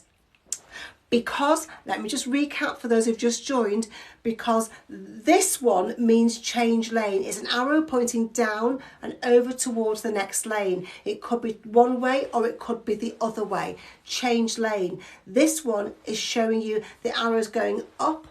So you've got to carry on driving and then come off to the left. Carry on driving and come off to the left as soon as you can. So leave the motorway. Does that make sense? Has that helped you?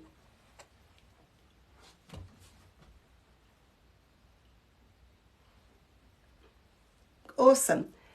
Carrie Thompson, you passed yesterday. Yay, that's fantastic news.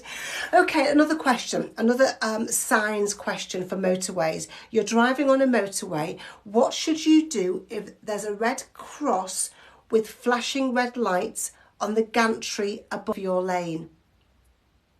You got it wrong, you remember for next time. Fantastic. Leave at the next exit. It's always going to have to drive forward first. To leave at the next exit, to leave the motorway, you have to drive forward and then go off to the left. You get it next time.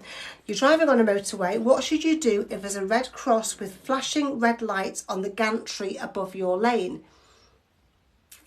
Leave at the next exit, turn left immediately, slow down to 50 miles per hour. Don't go beyond that signal in that lane.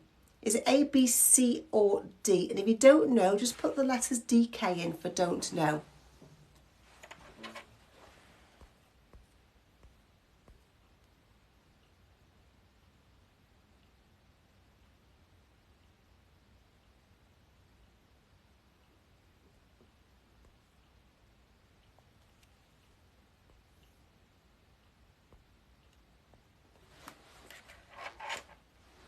So let's break this question down, shall we?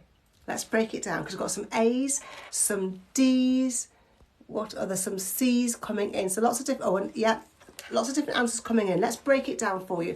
First of all, do you know what is a gantry? You don't want to be answering questions and not really know what they're asking you. So what actually is a gantry? Do you know? Put a yes or a no in. Do you know what a gantry is? Put yes or no.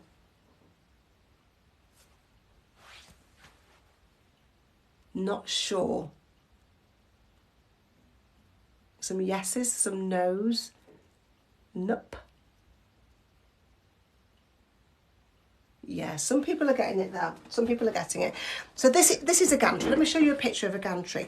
A gantry is this framework, this metal framework, okay, and it's of motorway signs that give you directions and orders to follow. So that metal framework there, that is the gantry, okay? So that's all it is. And you need to know that. There's some questions here missing. Okay, so what is a gantry? Let's come back to the question. So you're driving on a motorway. What should you do if there's a red cross with flashing red lights on the motorway? Now look at this picture here. This picture is showing you there's a red X above the first lane and there is 60 above the other lanes. And that red X is saying, don't go, no, danger. Don't go any further on this road. Don't go any further in that lane. Does that make sense? Does that make sense?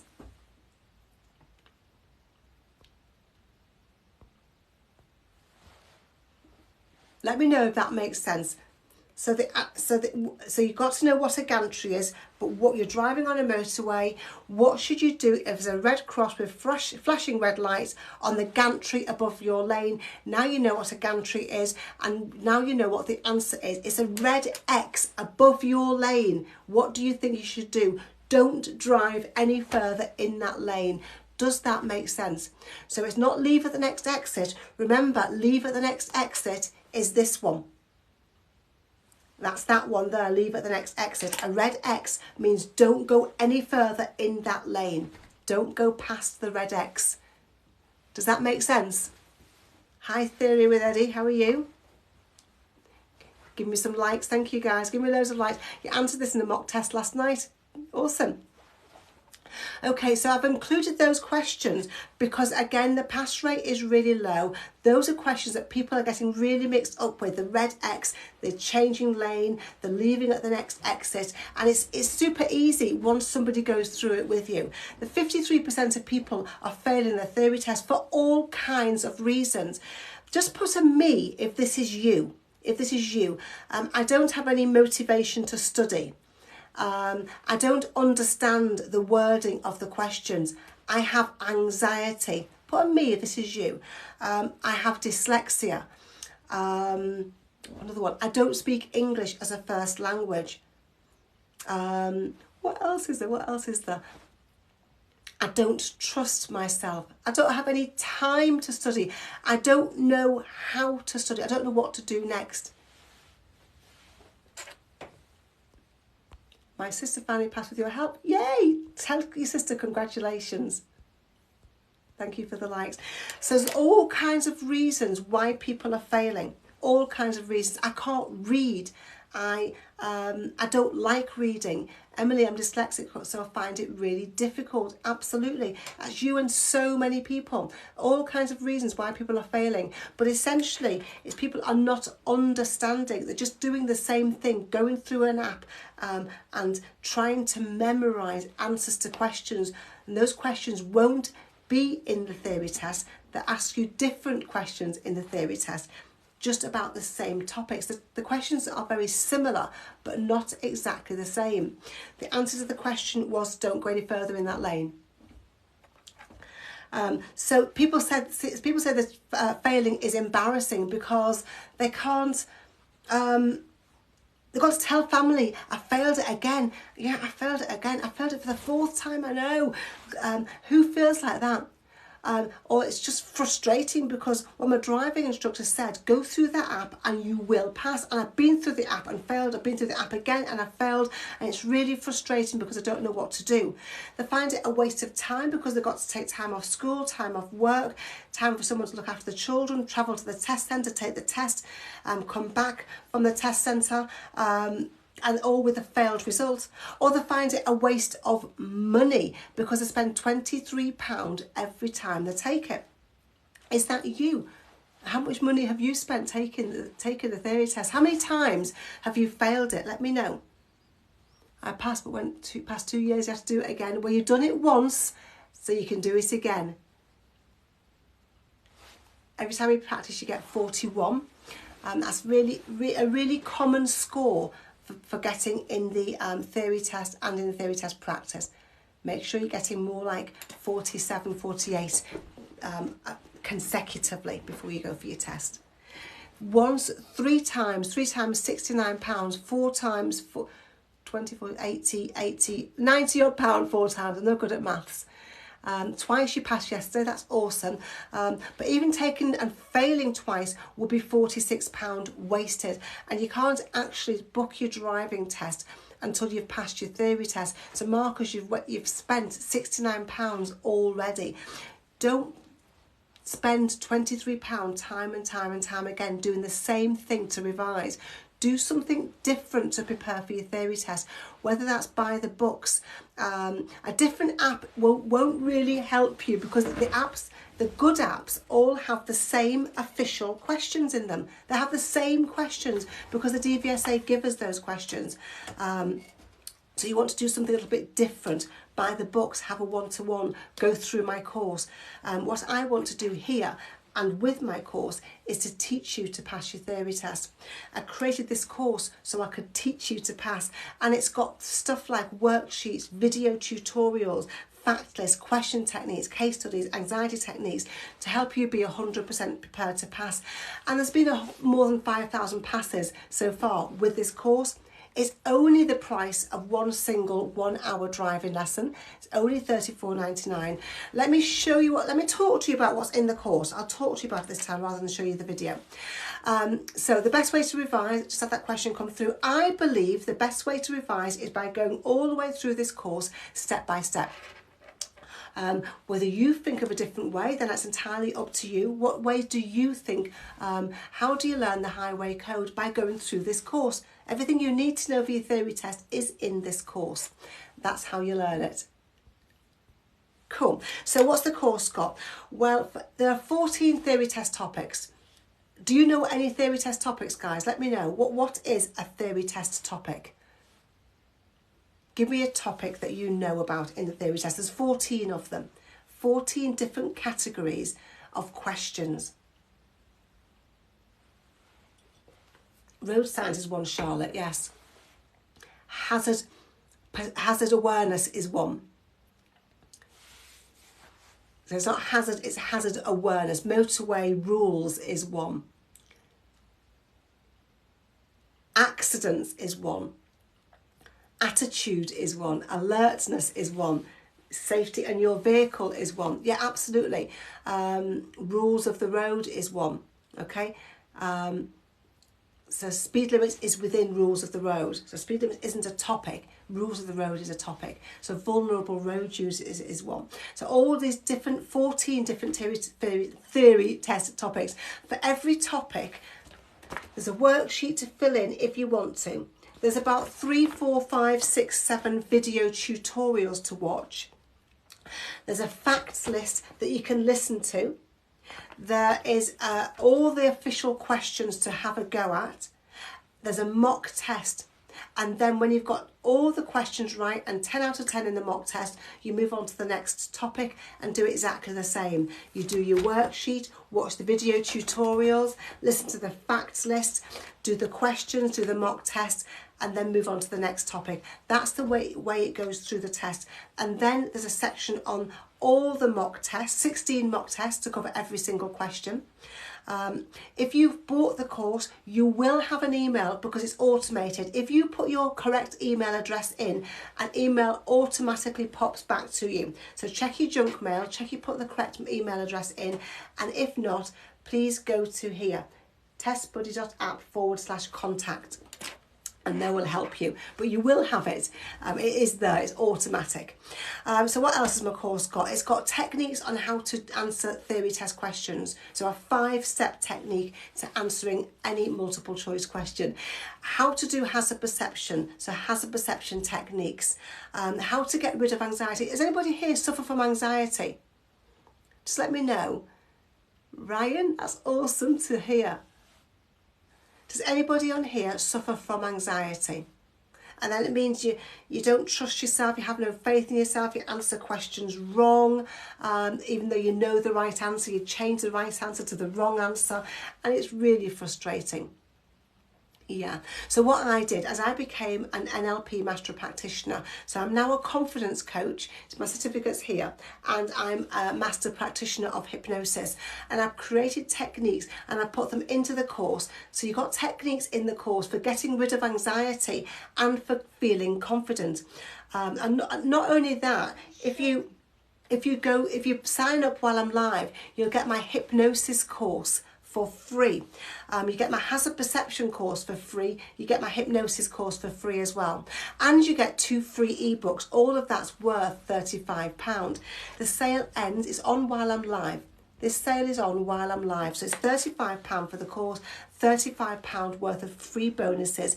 You'll only pay once, you'll have it forever. So it's a lifelong investment. You can come back to it. You can come back to the course at any time over the next 6 months, 6 years, however long you want to. English is not your first or second language, but unfortunately you have to take it in English, so it's a really good idea to study it in English. And a course like this means you can take your time. You can listen to things again and again. These fact lists, I've created audio for them so you can listen to the facts. And you can listen to them again and again and again, because each list only takes about two minutes or so to listen to. And you can do that again and again, and it's going to help you to learn the theory and pass your theory test. You will really quickly see and hear how you're going to pass. You'll really quickly start to feel confident that you're going to pass as soon as you've signed up for the course. Like these people here, by far the best theory teacher I've ever seen, passed yesterday and used so many of your techniques. Thank you so much. I'm loving the course. It's so helpful. I passed my test yesterday after a failed 13 attempts. Through your course I passed. Passed my theory yesterday. Thank you for your help. My daughter passed her theory after going through the course, and Marie is amazing. Thanks to your course, I passed my theory after just 18 attempts, and I passed my theory 6th time after buying your course on the 19th of September. Thank you so much. All these positive comments are coming into me every day from people that have passed their theory test after using my course, and I've seen lots of comments on here already. So now it's time to ask Annie. Do we need to worry about the new highway code changes when it comes to the theory test? I'm getting asked that several times. If you're on my course, I can't answer it every single time because I'm getting email after email after email about this. If the theory test changes, I will let people know. And if you're in my course, then you will know immediately. You will know immediately. If you're in my course and the theory test changes, theory test questions change, you will know immediately.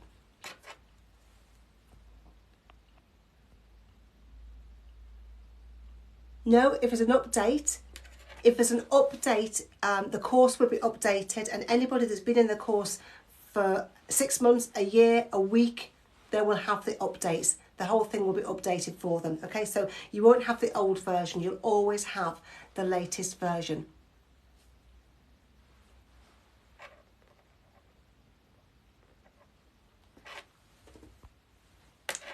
Cool. So what question have I seen? Mock test. Who on here buys an app to revise? You buy an app and hang on, your hypno course are just amazing. You forget every stress after listening to them. Thank you, Annie. What an awesome review. Thank you so much for that. It took me an awful long time, well, many months to go through my hypnosis training, and then a long time to write the script and read the script and edit the script. So thank you for that. I really appreciate it. So, yeah, who on here buys an app and then goes straight to the mock tests and takes a mock test to see how good they are and if you're nearly test ready? Who's just put a me if you've ever done that? You buy you buy an app and you go straight to the mock test to see how ready you are for your theory test. Just let me know. I know that so many people do that. And as I'm saying it, people are thinking, yeah, I know, it sounds a bit daft really, doesn't it? But how many people do that? And then if you get questions right, even though you've guessed them, you go, yay, I got it right. Who does that? We all do that, don't we? We all listen to quiz programs occasionally. I don't really watch them, but if I'm walking past and I get a question right, I go, yay, but I've just guessed it. Just a really wild guess, and I'm congratulating myself on guessing something. And that's what's happening. That's a lot of the problem with the theory test, is people are going straight to mock tests, getting a fairly good result, even though they've guessed, thinking, yeah, well, actually, I'm test ready. I don't need to do any of this revision lark that other people are talking about. And they go and take the test and they fail it, and they do that again and again. Do you go to university to study, give me a topic, to study psychology and go and sit down and straight away do a mock test? Or does a teacher cover a certain part of psychology with you? Then you do a mock test on that part, and then you cover another part of psychology and you do a mock test on that other part, and then you do another part of psychology, do a mock test on the other part, and then you do a mock test on all parts together. That's how we learn, a build-up of knowledge, somebody teaching us. Okay, and that's what I want to do with this course. I want to teach you. You don't go into school, you don't go into a classroom in school, in college, in university, and just take mock tests and then congratulate yourself saying, I'm almost ready for tests. But it's what most people do with a theory. What people do is they get taught something, they learn something, do a mock test on it, learn a bit more, do a mock test on it, learn a bit more, do a mock test on it. And that's why for every single topic, I give you video tutorials and a worksheet and a list of the facts that you can listen to. You don't have to even read them, you can listen to them. And a mock test for every topic. And then you move on to the next topic. And then at the end of it, you have 16 full 50 question mock tests. 16 full 50 question mock tests. And when you've covered all those 16 mock tests, you know you've covered every single official practice DVSA question, because I've spent hours picking and choosing questions to make sure that there's a mix of questions. The hardest questions are included in a few different tests. I've spent hours and hours doing that. I printed out all the questions and picked and chose. So there's 16 mock tests. You don't need hundreds of mock tests of randomly selected questions. You need these 16 specially devised mock tests for you to help you learn. Go through all of them and then pick 5 random ones. You'll pass those 5 with a really high score, then you know you're test ready. That's how it works. It's super easy when you go through it. And the whole course is only $34.99. You won't pay the full price of $69.95. Okay, so that's where I came on wrong. Okay, let's go through countdown markers now. Countdown markers. Okay, do you know what these are? Let me know if you know what these countdown markers actually are. Do you know or don't you know?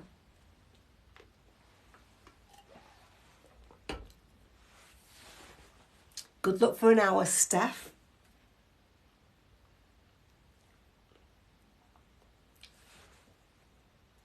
Just let me know if you know what they are. And I'll do a quick chat about them.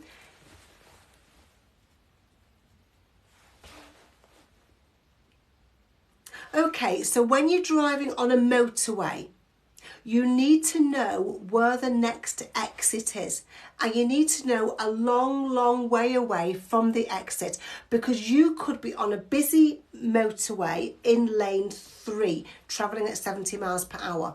You need to know where the next exit is, and you will get the first sign telling you where the next exit is will be 1 mile away.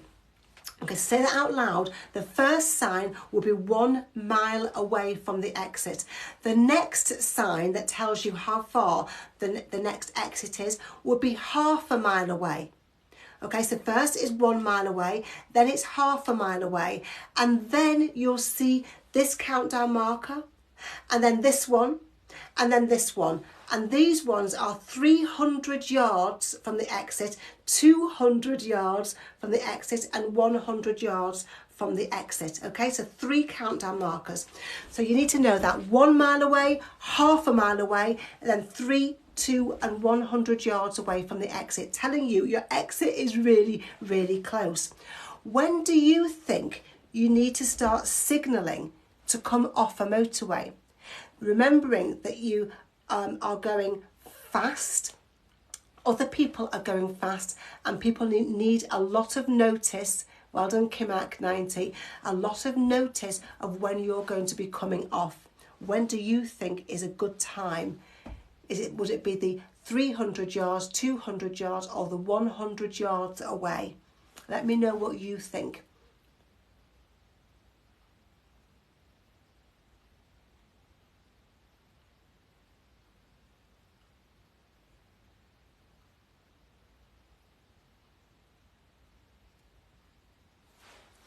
So you're going to start signalling, you're going to check your mirrors and then signal when you're at the 3rd countdown marker.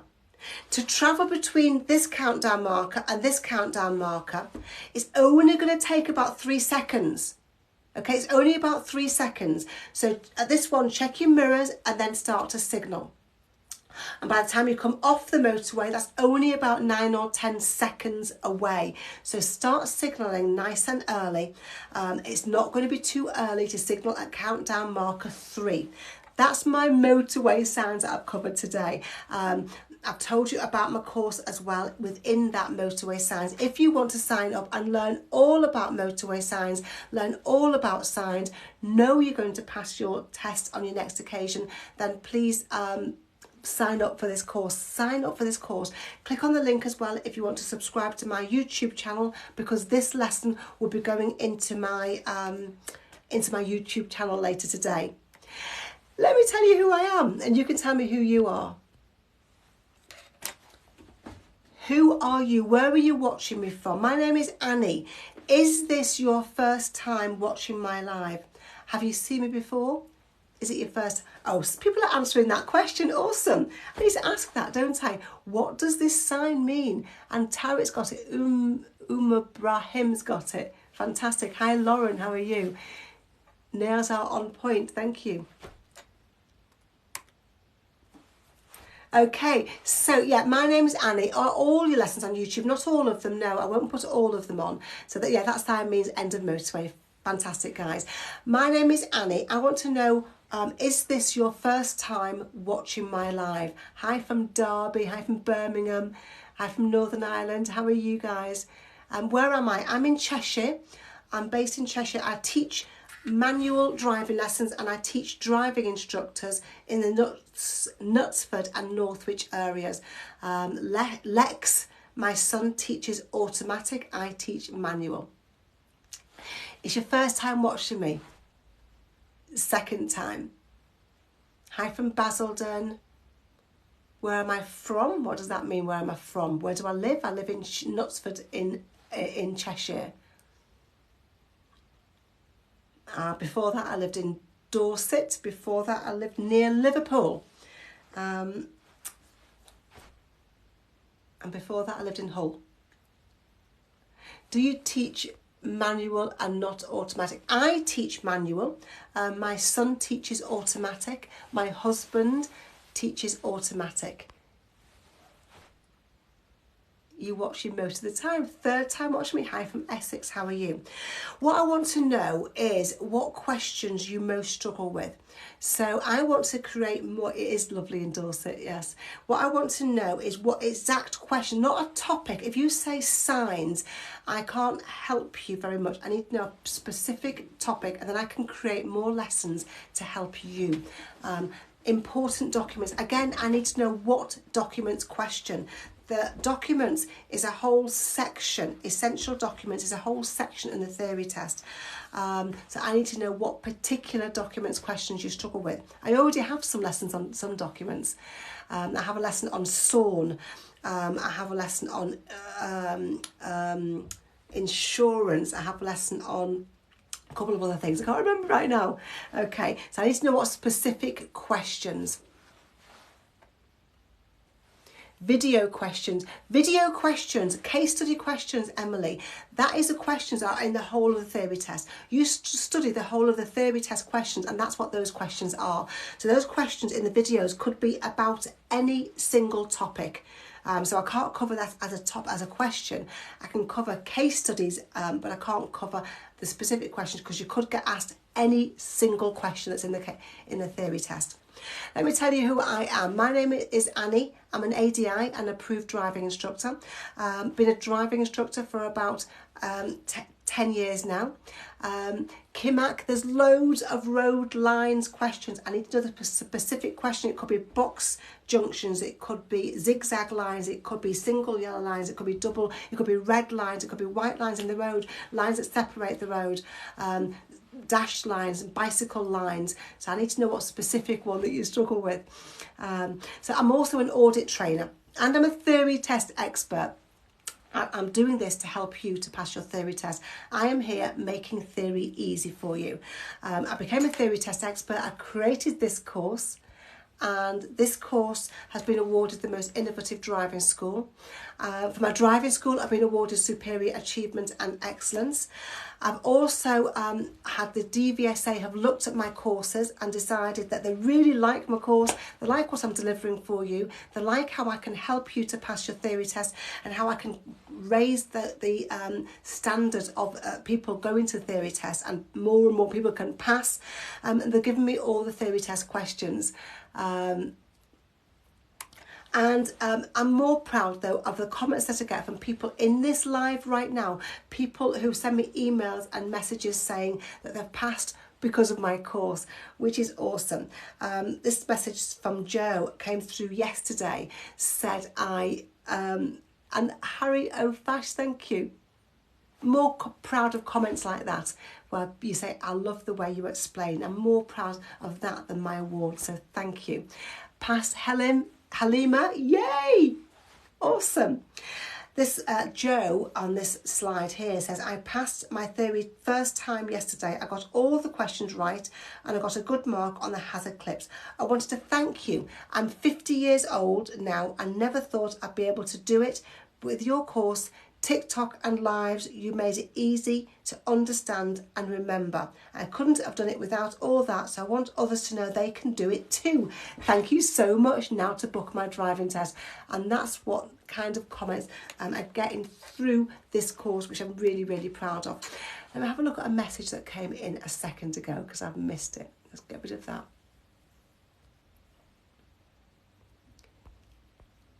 It's not scrolling. Okay, so what did I see? I need to know the real mock test examples. The real mock test examples are all in my course. And everything I cover in here, in these classes, in these lessons. You need to join the lesson. There it is for you. I saw another comment and I can't find it now. Manny, awesome, congratulations. Let's go through a theory test question, shall we? Let's go through a question. You're at an incident. What could you do to help an unconscious casualty? What could you do to help an unconscious casualty?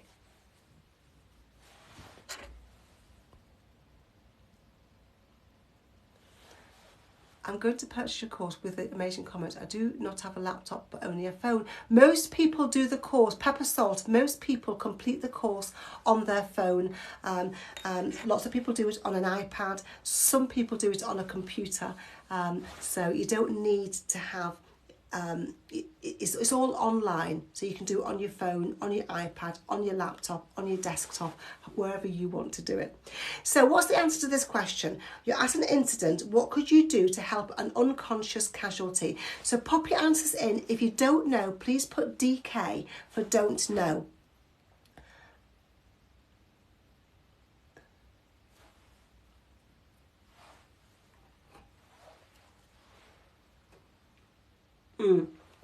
HH, I knew what you meant, Dr. ABC. I covered this the other day, and there was a few people getting it wrong. So if the process is Dr. ABC, for those who know that what that means, what's the first thing you should do? So Dr. ABC is the process you should go through to when you come across an accident. D for danger, R for response, A for airway, B for breathing, C for circulation, Dr. ABC. So therefore, with these questions, what's the first thing you should do?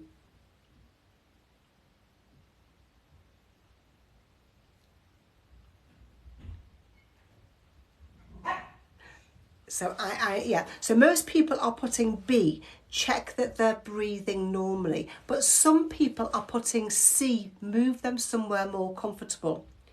It's really important that you know you're not going to move them unless absolutely necessary. Now that's somewhere comfortable. If it said move them out of danger, that would be different. But you don't move a unconscious casualty unless absolutely necessary. Why should you not move them? Loz says you should never move a casualty. It could paralyse them. You need to know that, guys. You could come across an accident. You don't know when that will happen. And if you think, oh, I'm going to move this person, that person could have injuries that you can't see, and you could actually paralyse them. You could make them more, you could make their injuries even worse, says Just Charlie. Okay, so move them is not the right answer. I can see why you said it, but Dr. ABC, the first thing you should do is check for danger. Okay, but that doesn't mean you have to move them. You could ask the traffic to drive around them. You don't have to move them.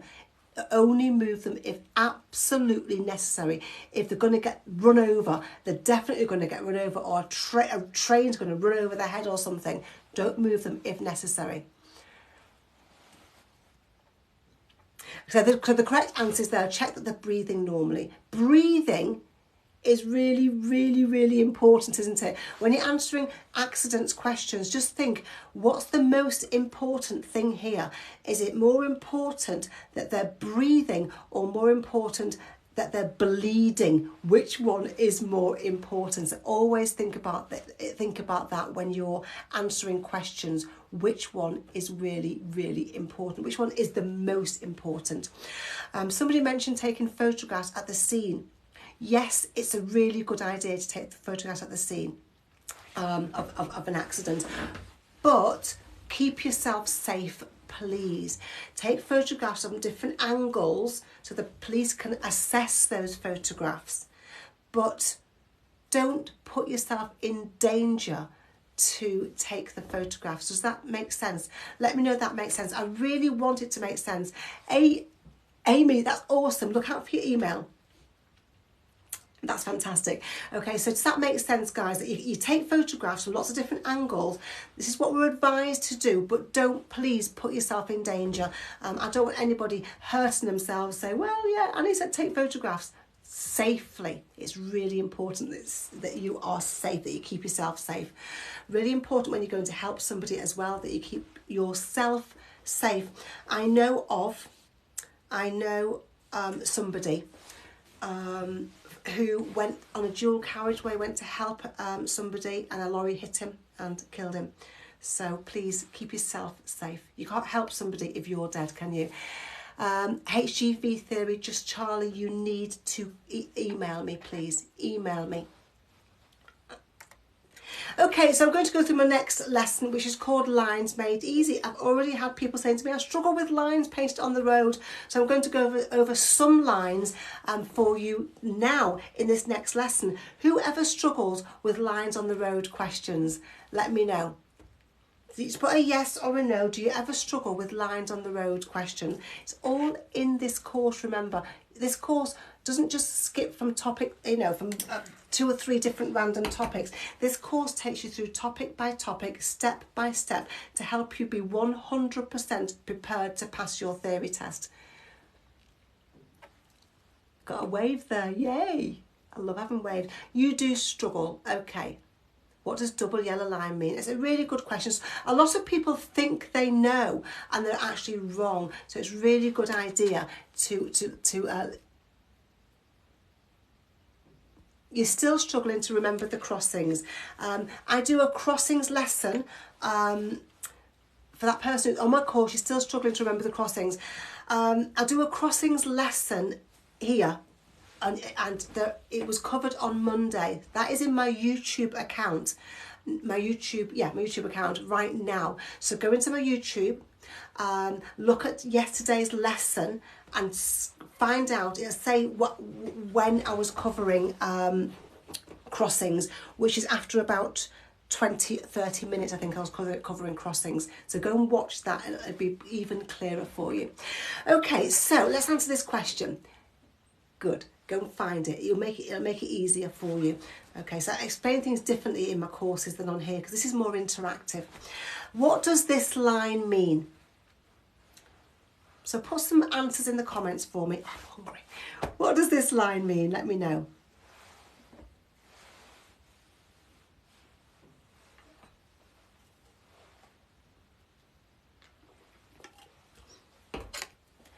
Kim Mac, is that? If you click on this link, there are 3 buttons to click. One of them will take you to subscribe to my YouTube channel. If you click on the link below, you can sign up for my course or you can subscribe to my YouTube channel. So we've got no parking restrictions, waiting restrictions, anything else? Road ahead is closed. All kinds of different answers. Yellow means never, I don't know, I just guess. I want you to not guess. By the end of this lesson, you won't be guessing. You'll find it easy, okay? Let me go through it with you. Warning ahead, I think. I'm going to go through it with you. Okay, cool. So first thing I want you to remember, I want you to say these words out loud. If there's more paint on the road, that means there's more danger or more restrictions on that road. So more paint equals more danger or restrictions. What do I mean by that? Sometimes there's not very much paint on the road. Sometimes there's loads of paint on the road, and they wouldn't put paint on the road for no apparent reason. They put more paint on the road if there's more danger. They put more paint on the road if there's more restrictions. Restrictions mean stuff you're not allowed to do. Does that make sense? More paint equals more danger. Does that make sense? Let me know. Let me know. Isn't lots of different answers coming in for what those yellow lines mean. I'm going to explain them in a minute. I'll pin it there for you. Does that make sense? Let me know. It makes sense. Awesome. Wishing you good luck. You sign up for the course now. Go through it step by step, Forax, and you'll be fine. I know you will. Just don't skip from course to course, from my course to somebody else's app to something else. Just go through it step by step, and you will be test ready. Okay, so when you're driving along, you will see sometimes in the centre of the road, you'll see lines like those ones. They are short lines with long gaps. Can you see that? Short lines painted on the road and long gaps in between those lines. And they are just there to separate the traffic. To separate the traffic travelling up the road to traffic travelling down the road. There's these short lines between them. Does that make sense? That's all they're there for, just so you know what your side of the road is. Short lines with long gaps are just there. They're not hazard lines. They're not hazard lines. Short lines with long gaps are just there to separate the traffic. L, yay! That's awesome news. Okay, so some people have said there's a hazard lines. They're not. Okay, so just let's get rid of that in your head. You've got there's traffic travelling up the road, traffic travelling down the road, and you've got short lines in between just to separate the traffic, just so you know what your side of the road is. Absolutely Beezy. Well done. Well done. Fantastic. Okay, have you got that? Now, sometimes those short lines change and you get long lines. with short gaps. Long lines with short gaps. And now there's more paint on the road. More paint on the road means more danger or more restrictions. They've put more paint on the road for a reason. The short lines, they've made them into long lines. And there's only short gaps between the lines now. So long line, little gap, long line, little gap, long line, little gap. Now they are actually called hazard lines. Does that make sense? Let me know if that makes sense. They're now called hazard lines because you're becoming up to a hazard. You're driving towards a hazard now. So you're driving towards a hazard. What kind of hazard are you driving towards? Let me know. What kind of hazard are you driving towards now? What do you think could be there?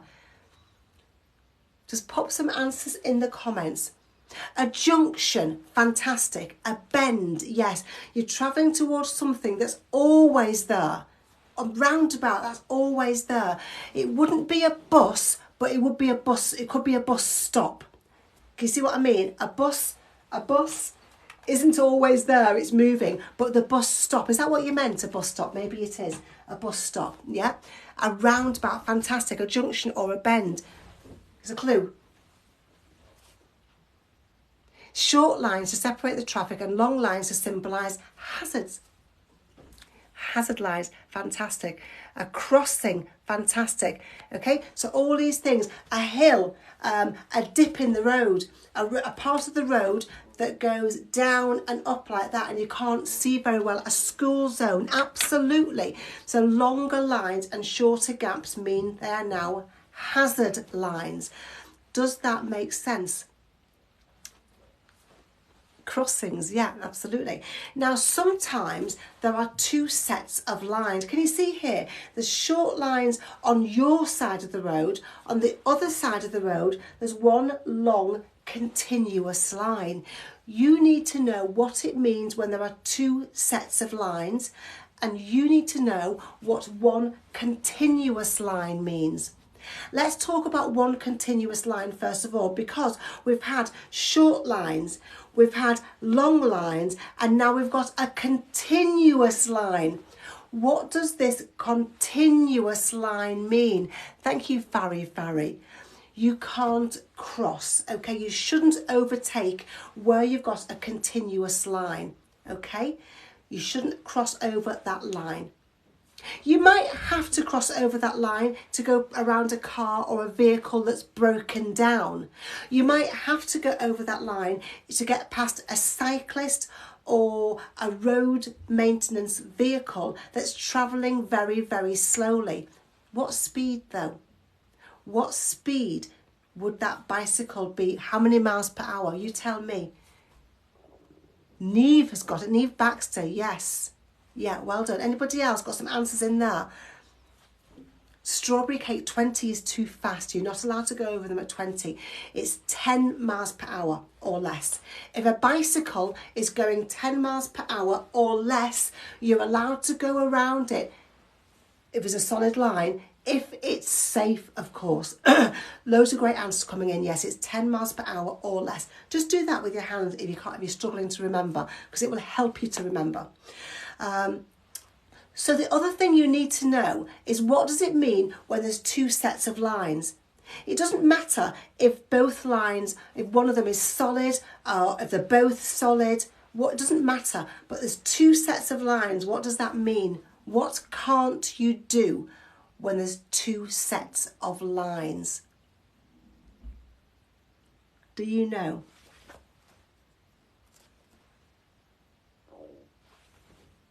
Yeah, no stopping. Well done. When there's two sets of lines, let me show you what I mean. Let's see how I can find out what I mean. Let me show you what I mean by two sets of lines. Two sets of lines doesn't mean don't overtaking. A solid line means no overtaking. So two sets of lines means that there might be like that. Or there might be like that. Okay, two sets of lines here. Two sets of lines here. Doesn't matter whether one is broken or whether both solid. They might both be, might be like that. Two sets of lines like that. If there's two sets of lines in the middle of the road, that means you can't park there. You can stop to let somebody get in or out of your car, but you can't park there. Pick up or set down passengers, absolutely. Okay, so sometimes people get mixed up. Sometimes people see this line here and they say, oh, I know that one. That means no overtaking. Who's ever done that? Who's ever said that that line means no overtaking and got it wrong? I know that there's hundreds, I know there's thousands and thousands of people have done that. Who's going to admit to it? Who's ever done that? You see it and you go, oh yeah, that's easy, that one. I'll move on to the next question. Beezy, yes. Yeah, I know. So many people are admitting it. Absolutely.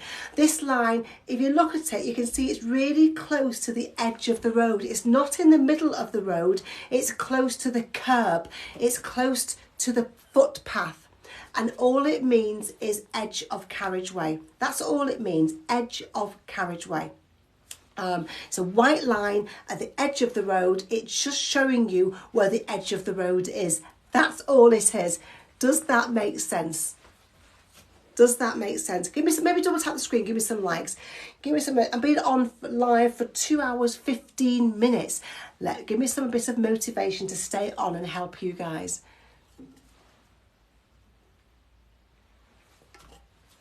And then we'll go through the yellow and red lines next. We'll go through yellow and red lines next. Let me start, thank you. Can you drive on it? You wouldn't drive on it, Beezy, because it's really close to the curb. It's really, really close to the edge of the road. Okay? If you were parking, you'd be pretty much on it, but not for driving. Your wheels would be hitting the curb. Great, Emma, that's awesome. Okay, let's go through yellow lines now. We've got yellow lines to go through and red lines to go through so that you understand them. Okay, so first of all, yellow lines. Yellow lines are all about waiting. They're all about waiting. One yellow line means there are waiting restrictions. That means sometimes you can wait, sometimes you can't wait. Two yellow lines, more paint, even more danger. So two yellow lines means no waiting at all. It doesn't mean no stopping, it means no waiting. What's another word for waiting, guys? Can you think of another word that you might use instead of the word waiting? To remove the TikTok sticker, you need to slide your screen over to the right. I can't remove it. So if you want to remove the TikTok sticker and and all the text or the writing that's coming up, just swipe to the right and that will remove it for you.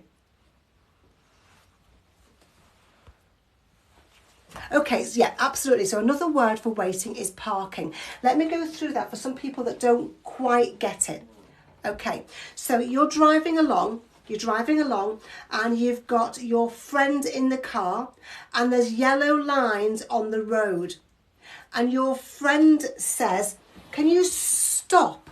I want to go to the chip shop to get some chips. I'm really hungry. If there's yellow lines, you can stop, you can let your friend get out, but you can't wait there for your friend. Okay, you can't wait. You're going to have to drive around the corner where there's no yellow lines. And then you can drive around the corner, come back, you can stop, you can pick your friend up. Does that make sense? So you are allowed to stop, but you can't wait there. You can't park there. Does that make sense? So yellow lines are all about waiting. One yellow line means sometimes you can and sometimes you can't. Two yellow lines means not at all. You can never wait here. Does that make sense? Cool. So if there's one yellow line, and it says there's waiting restrictions, how will you know when you're allowed to wait there or when you're not allowed to wait there? How will you know?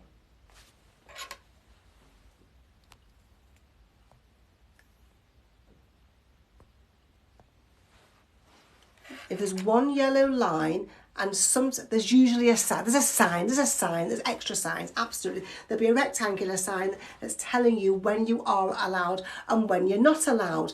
Okay, cool. Let's move on to red lines now. Who's ever seen red lines? Who's ever seen red lines painted on the road? Let me know if you've ever seen red lines. And if you have, where have you seen them? Thank you, Sionaid, is that? Thank you for that, Rose. Where have you seen, what part of the country have you seen these? In cities? Yeah, what city? In London, yeah. You've got a lot of red lines in London. Okay, in the hospital grounds. Have you seen them in the hospital grounds? Okay, in London, loads and loads of them in London. Okay, red lines are different. Yellow lines are about waiting. You can stop, but you can't wait, you can't park.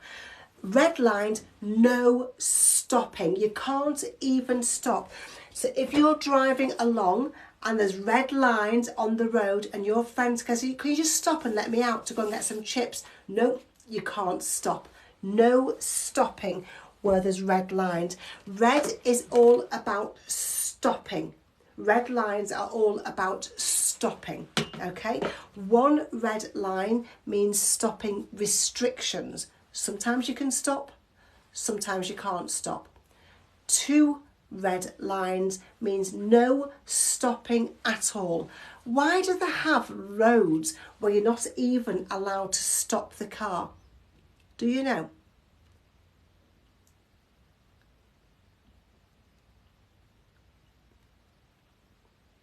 Why do they have roads where you're not even allowed to stop the car? Think about how it is driving around London. Busy, it's about how busy it is. Reynolds, that's exactly it. It's about keeping the traffic flowing. That's what it's about. If there are parked cars and you constantly have to slow down to go around parked cars, then the traffic's not going to flow as well. And in very, very, very busy areas, that's going to be a big problem. So in London, it's going to be a big problem if there's cars that are stopping, even to stop and move away again. So it's all about keeping the traffic flowing. Does that make sense? It's all about keeping the traffic flowing. I'm going to skip over those ones because they're not correct. Okay, so let's come back to this question here. What does this line mean? What does this line mean? Does it mean waiting restrictions or no stopping? Is this line about waiting or is it about stopping? Is it about restrictions or is it about not at all? So pop your answers in there and I'll see how many people I've helped with this lesson.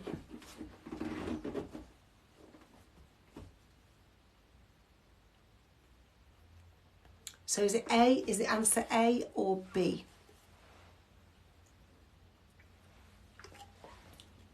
And now I can see, and now it's amazing to see so many correct answers coming in after listening to this live. You're fantastic. So yeah, this yellow line is A, waiting restrictions. Yellow lines are about waiting and one line is all about restrictions. Restrictions means sometimes you can, sometimes you can't. Fab. What about these lines here? One of these is just there to separate the traffic, and one of them is there because they are hazard lines, there's more danger. Which one is hazard lines? Is it A or is it B?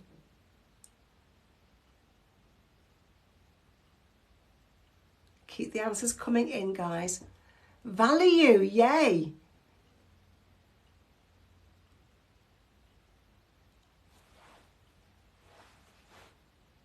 Yeah, Mama. Yes, Oscar. Absolutely.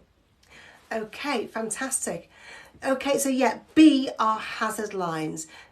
More paint equals more danger or restrictions.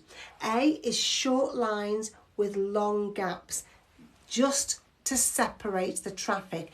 B is long lines with short gaps. Long lines are even more paint, and they are called hazard lines. And you will see hazard lines when you're approaching a roundabout, a junction, a dip in the road, a hill, that kind of stuff. Okay, when you're approaching a more hazardous part of the road, crossroads, things like that. Okay, next question. Which lines mean stopping restrictions? Which one of these means stopping? So one of these means stopping restrictions. One of these means no stopping at all. Which of them means stopping restrictions? Do you know? So pop the answer in the comments and let me know your answer.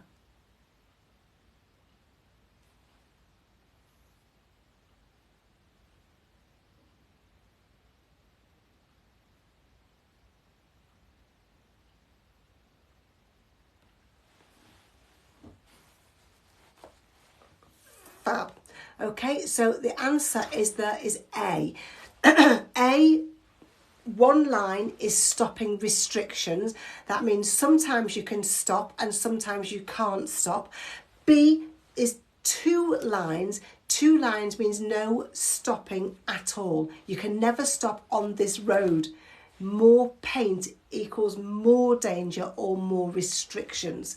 Okay, so stopping restrictions means sometimes you can, sometimes you can't, and that is A.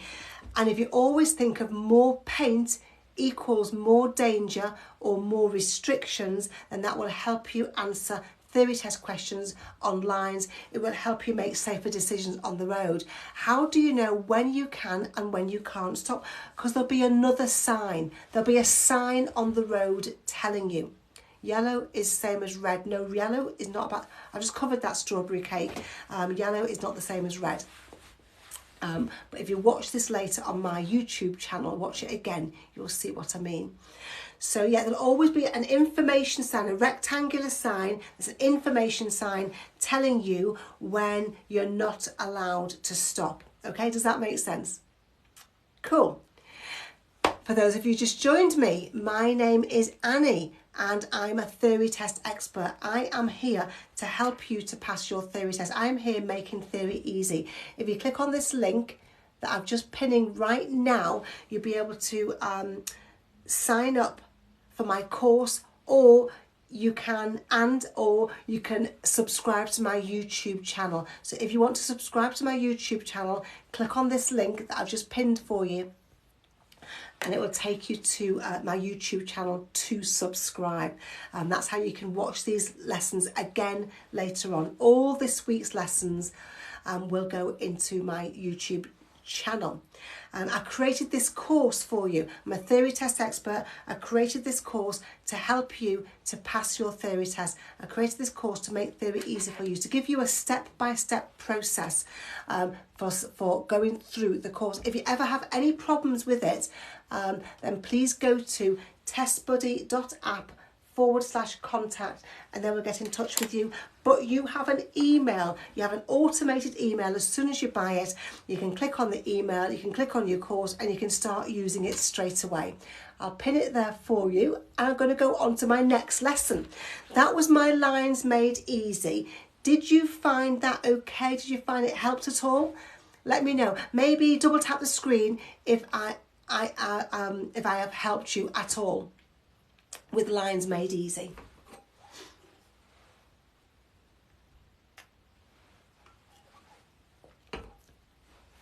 Yay, fantastic. That's what I'm here for. Annie Winterburn here, making theory easy. That's what I want to do for you. I want to change this pass rate. I want to change the fact that people don't know. My YouTube channel, you can go on this link and click on it. Click on the link and it'll take you to subscribe to my YouTube channel. I'm now going to go on to my next lesson, which I have called Super Safety Systems. And I'm going to talk about ABS and ESC. Whoever struggles with whoever struggles with ABS or ESC questions, does anybody let me know if you do? I'll keep clicking it so people can subscribe to my YouTube and have a look at my course as well. Let me know, do you ever struggle with ABS questions or ESC questions? Yeah.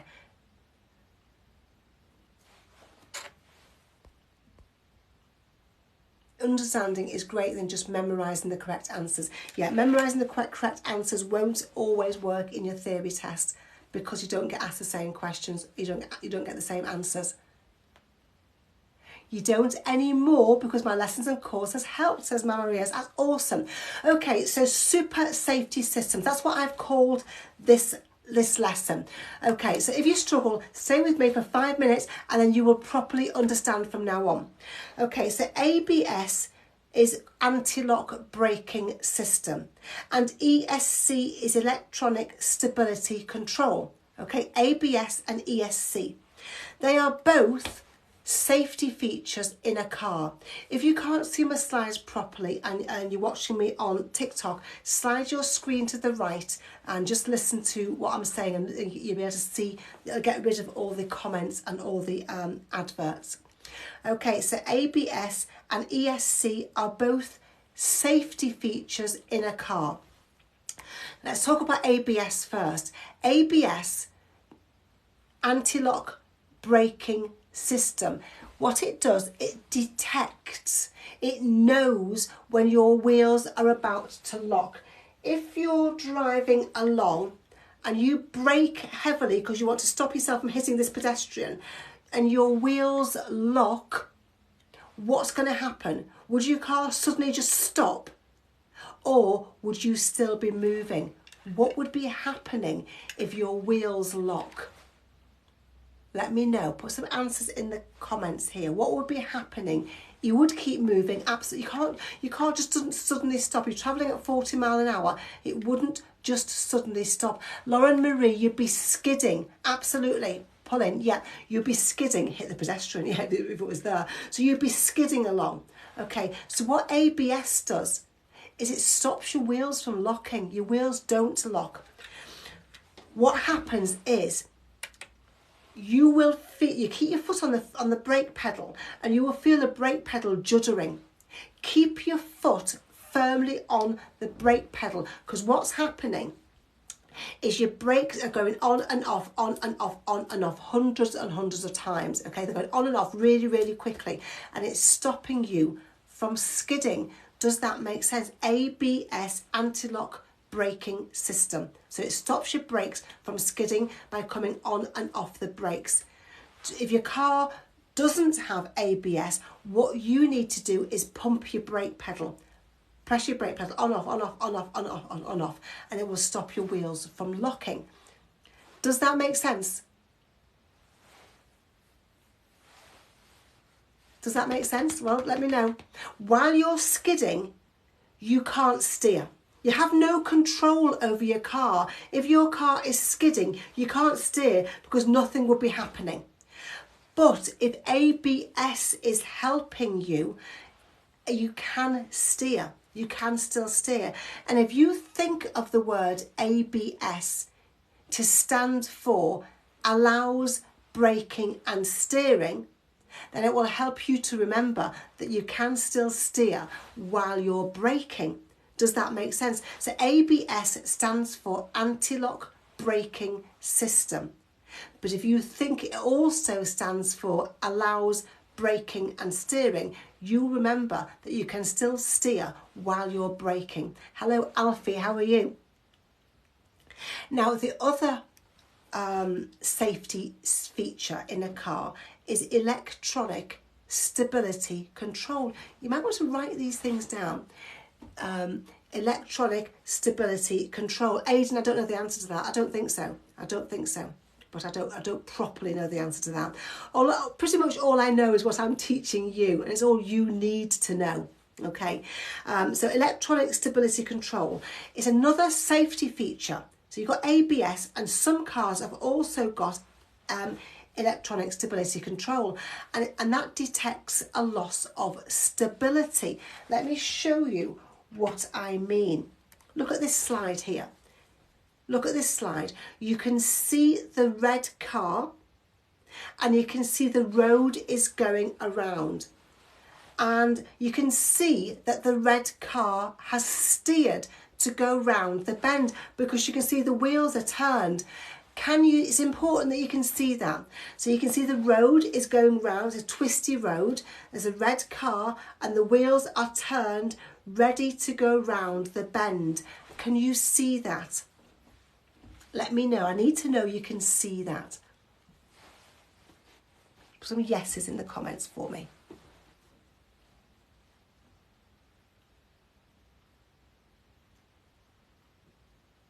Yep. Fantastic. Okay, now loads of yeses coming in, that's brilliant. I'll just say it again. So you can see the road is quite twisty. You can see the red car, and the wheels are turned because the driver wants to go around the bend. Yeah, so the car knows that your wheels are turned, but the car is going in a straight line. The car is going straight up the road. The wheels are turned, but the car's still going straight. That's a problem, isn't it? Can you see what I mean? That is a problem. Your wheels are turned, but you're still going straight. That's what this is all about. That's what this question, this ESC, is all about. ESC, electronic stability control, would know that you've steered, but your car is still going straight, and that's a problem. Does that make sense? So what ESC will do is it will put different amounts of braking onto different wheels. So it might put a little bit of braking on this wheel, no braking at all on this wheel, and lots of braking on these wheels, something like that, okay? So different amounts of braking on the different wheels, so that the car will start to do what it's supposed to do. Does that make sense?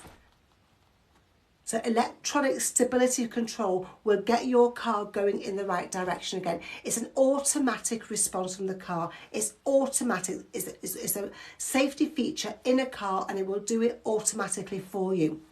You need to know, because what will happen is you'll start to steer around the bend like normal, but you need to know that ESC is helping you, don't you? It's not you that's doing it. Your car lost control, but you need to know the car lost control, and ESC is helping you. And you would know that because this light would come on the dashboard. It would only stay on for a few seconds, a couple of seconds, but that light would come on to say that ESC is being activated. If the light comes on, that means that ESC is activated. If the light stays on all the time, that means there's a problem with your ESC. If the light is flashing, that means there's a problem, because when it comes on because it's helping you, it'll only come on for a couple of seconds. What does the light look like? This. That's what the light looks like. Looks like that, okay?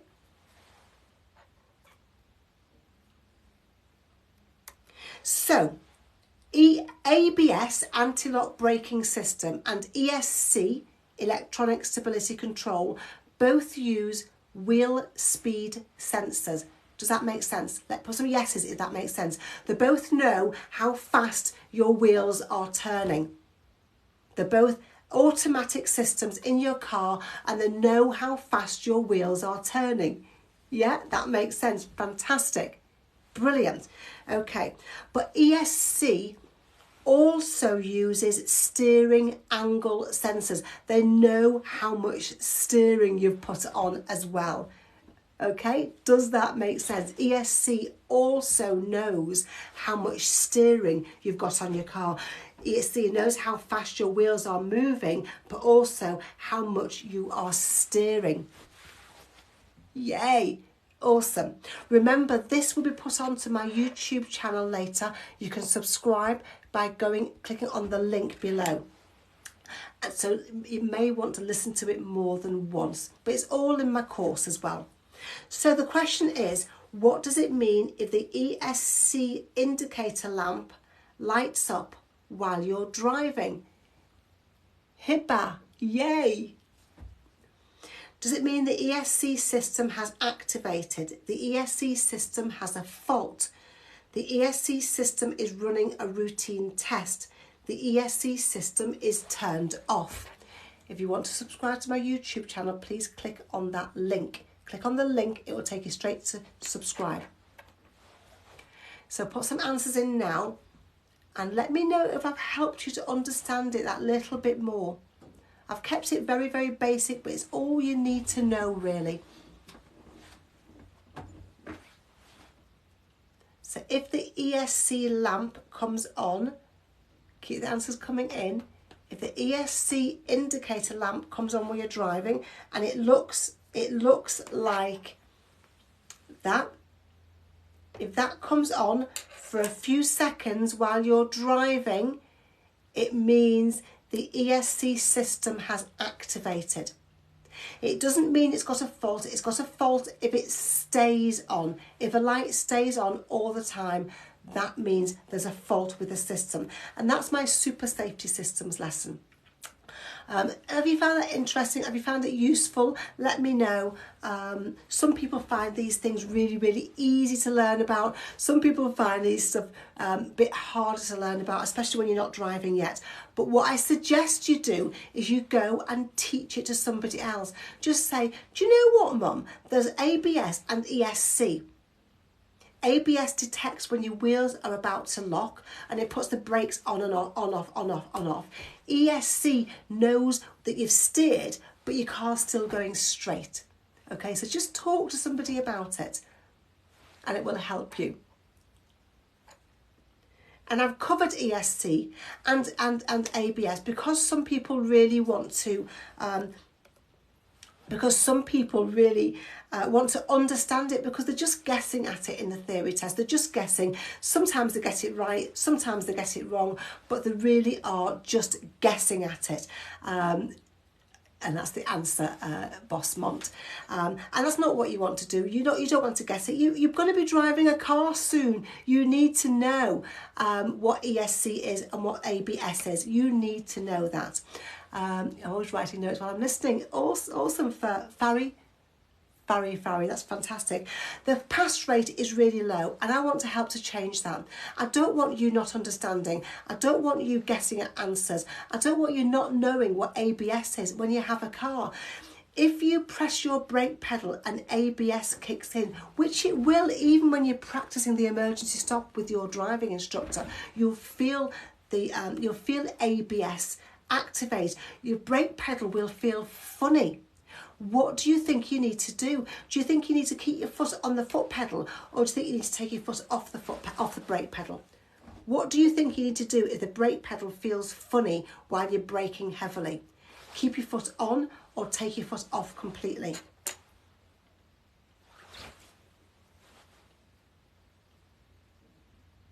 Gemma says keep it on. Jade says keep it on.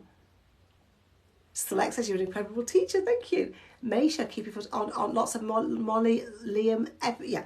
Keep your foot on. Now, some people automatically take the foot off. Oh, what's that? And take the foot off. Well, you're going to crash into the thing that you're avoiding then, aren't you? ABS is doing its job. If you're expecting it to happen, if you know it might happen, then you're much less likely to do the wrong thing. Okay, you're much less likely to do the wrong thing. 53% of people are failing their theory test. That's why I'm here. I'm spending 3 hours. I've been on since 8 o'clock. I'm on 3 times a week this week. These are all the... Do you want a screenshot right now?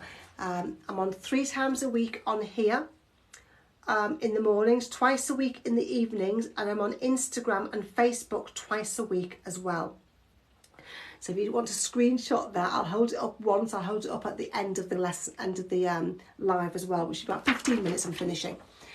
So yeah, the 53% of people are failing for all kinds of reasons. Can you tell me why you think you failed your theory test, or why you think your friend or your partner failed the theory test? Thanks for the likes, Alfie. It's awesome. Why do you think you failed, or why have other people failed? Give my voice a rest for a minute.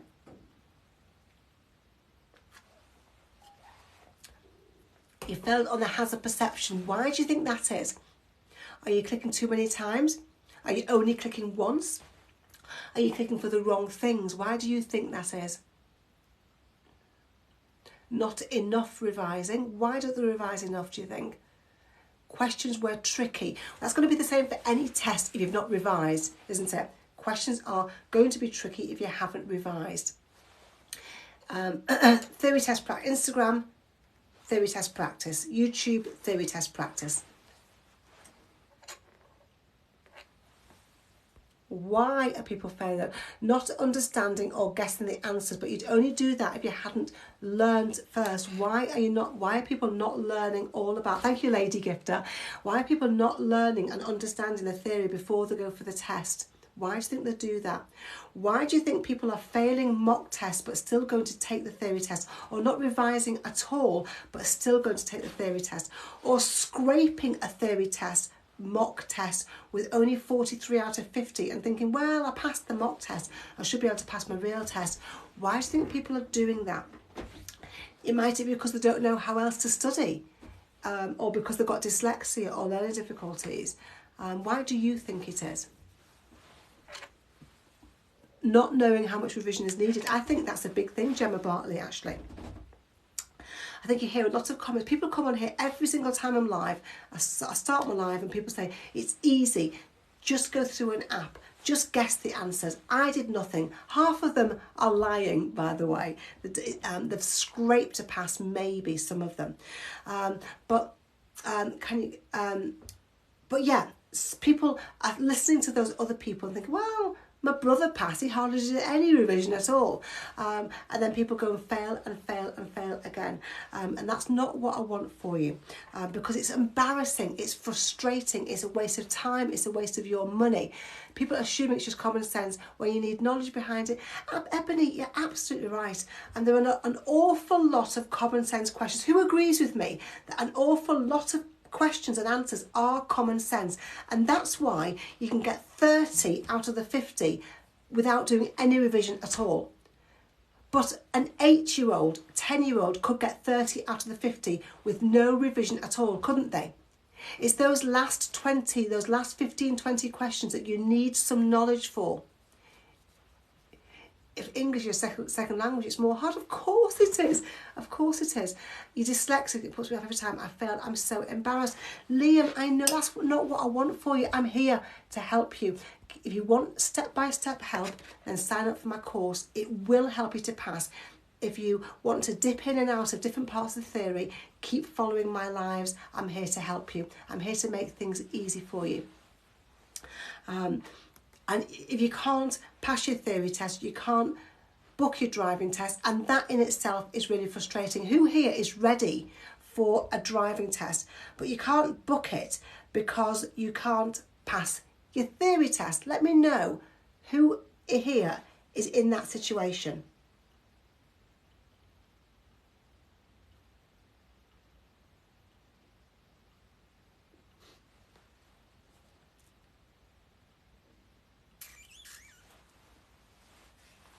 My 3-click method in my hazard perception is all in this course. I'll just cover, I can only cover what I've planned for the day, but it's all in this course. It's all there for you. Yeah, lots of people are, you're not ready. That's good. If you're not ready, that's good. If you are ready for your test and you can't book it, that is really, really frustrating for you, isn't it? And that's not what I want for you. How much are your driving lessons? Can someone put some comments in here? I know how much driving lessons are. I know how much I charge for driving lessons. But how much do you pay for your driving lessons? 28, 30, 30, 35, 70 for 2, 32, 32, 30, 27, 20? 20? Where are you for 20? I charged more than 20 10 years ago. I charged more than 23 10 years ago. So that's very, very cheap. 41, yeah. So I had between 20, which is a bit crazy. If you're charging 20, you're not earning any money. Your driving instructor's not earning any money to cover their bills, which is sad. But yeah, if you're earning, and unless they're a family friend, of course, that might be the situation. Okay, but yeah, up to £40 an hour. This course is £35. This course is about the price of one single 1 hour driving lesson. Just get rid of one single 1 hour driving lesson. Go through this course, you pass your theory test, and you'll be a better driver. You'll make better decisions. You'll be more likely to not have an accident after you've passed. This course is an investment in your driving. Your driving lessons are an investment in your driving, but this course is as well. And because there's not many courses that exist, people don't feel the need to invest in the theory part of their learning. It's true, isn't it? Guys, do you agree with me? A lot of people feel that they shouldn't be doing anything. A lot of people say, well, just download a free app. Just do it free. Just use an old book you found that somebody's given to you. It is true. People don't feel the need to do anything to study for their theory test because there's not much around there to actually help you. And I didn't realise at first how many people were actually struggling, because I helped my pupils. My son was my first pupil. Anything he didn't understand, I talked to him about, but he had a good knowledge anyway because we've always talked about driving. And he didn't struggle, and my daughter didn't struggle. And I didn't realise people did struggle until I came online on Facebook and Instagram, and people were messaging me saying, I'm struggling. I was thinking, oh, what are you actually struggling with? And then I started to do lessons, I started to do classes, I started to do Zoom lessons, and then I created Theory Test Course. And I've put everything into Theory Test Course. It's much better than the lessons, much better than the Zoom lessons, because you have everything all online, the whole course, every single topic. For every topic, you will have a worksheet that you can fill in if you want to. You don't have to fill them in, but if you want to fill them in while you're watching the video tutorials, it will help you to learn properly. It'll help you to understand properly. Okay, and then there's video tutorials. There's about 3, 4, 5, 6, 7 video tutorials for every single topic. And then there's a fact list. There's a fact list, a list of all the facts that you need to know for that topic. You can listen to those facts, because I spent hours and hours with a microphone over there that my awesome stepson organised for me, who knows all about recording. So he got me this microphone, and I spent hours and hours and hours recording every question, every hint, all the answers, and all of these facts lists. And that means you can listen to these facts lists as you're going about your daily business. So what could you be doing while you're listening to the facts? It's going to take you 2 or 3 minutes, but what could you be doing? Because listening helps you to learn without even trying. What could you be doing while you're listening? Can anybody pop an answer in there for me? What could you be doing while you're listening to lists of the facts? Well, you could be taking notes. You could be sat down taking notes. But what else could you be doing? What else could you be doing? I would be listening while I'm in the gym. While I'm on the rowing machine, I would be listening. Cleaning your kitchen. Absolutely. What else could you be doing? You're just watching your baby, and you could be listening while you're watching. You could be doing house chores, you could be cleaning, you could be taking the dog for a walk, housework, absolutely. So you can be doing all this stuff, cooking, absolutely, while you listen to the fact list and the information just goes in. I did listen to on the way to work with earphones in, Ebony Tyler, that's awful. Having a bath, fantastic. Yeah, all of these things you could be doing, and you're learning without even trying. What do I mean, learning without even trying? What do I mean by that? Who has ever learned the words of a song just because they've listened to the song? Who has ever learnt the words of a song just because you've listened to the song? Now, I should have 275 people saying me, because of course you have. You watch my lives in the gym, do you, Tez Allen? I listen to stuff while I'm in the gym. I like listening to stuff in the gym.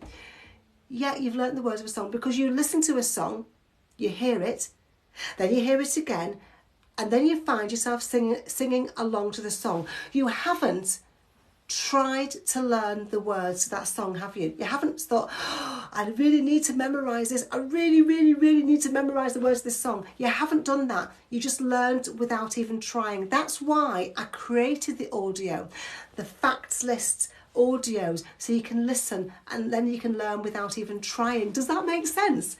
And it works. I know it works. All the official DVSA questions are in my course. The DVSA have given me them. I cooked and cleaned my kitchen while learning. I know you can be doing other stuff while you're learning, can't you? Which is awesome.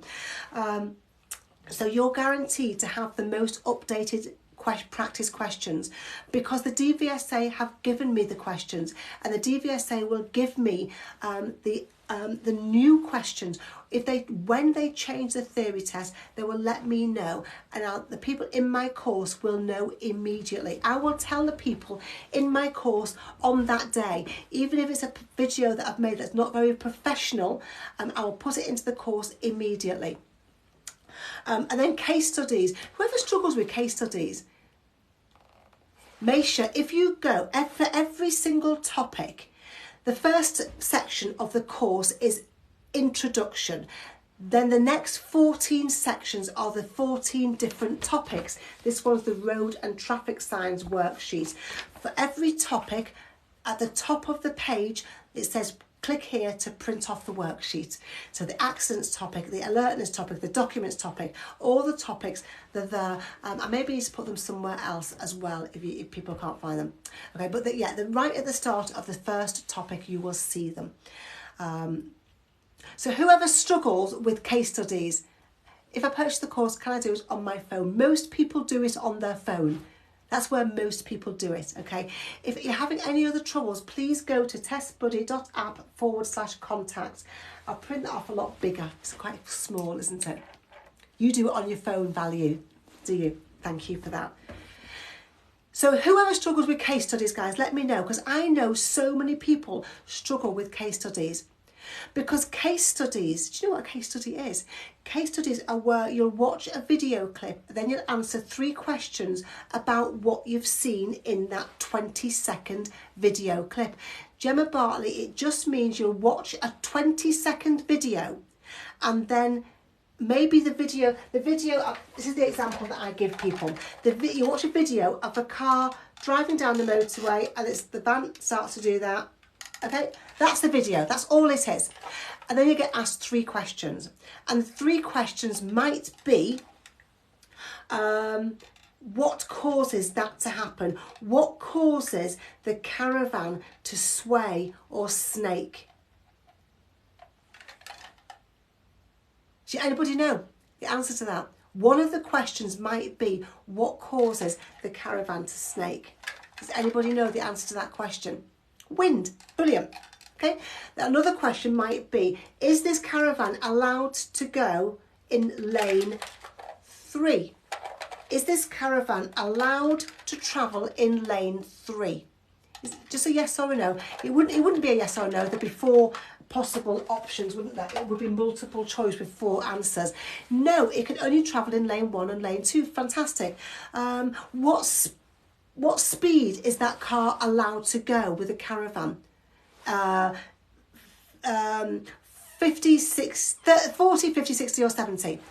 What speed is that car and caravan allowed to travel on the motorway? 40, 50, 60 or 70?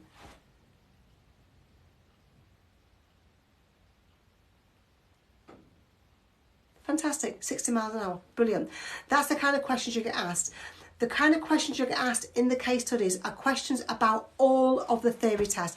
It kind of makes the theory of driving come to life. So they give you a real life situation. That's what the case study is all about. If you go through my course step by step, the case study is easy. You've covered it all.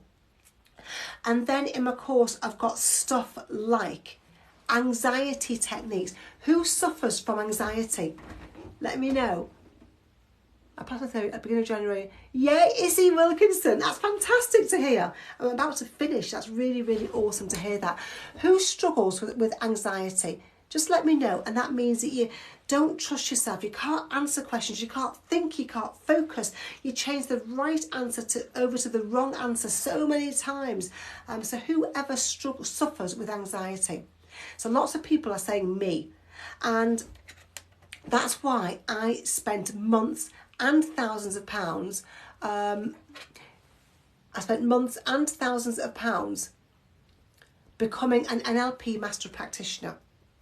I spent months and thousands of pounds becoming a confidence coach and a master practitioner of hypnosis, so that I can help you to get rid of your anxiety. And there's techniques in your course that get rid of anxiety. There's techniques in your course that help you to feel confident when you go for your theory test.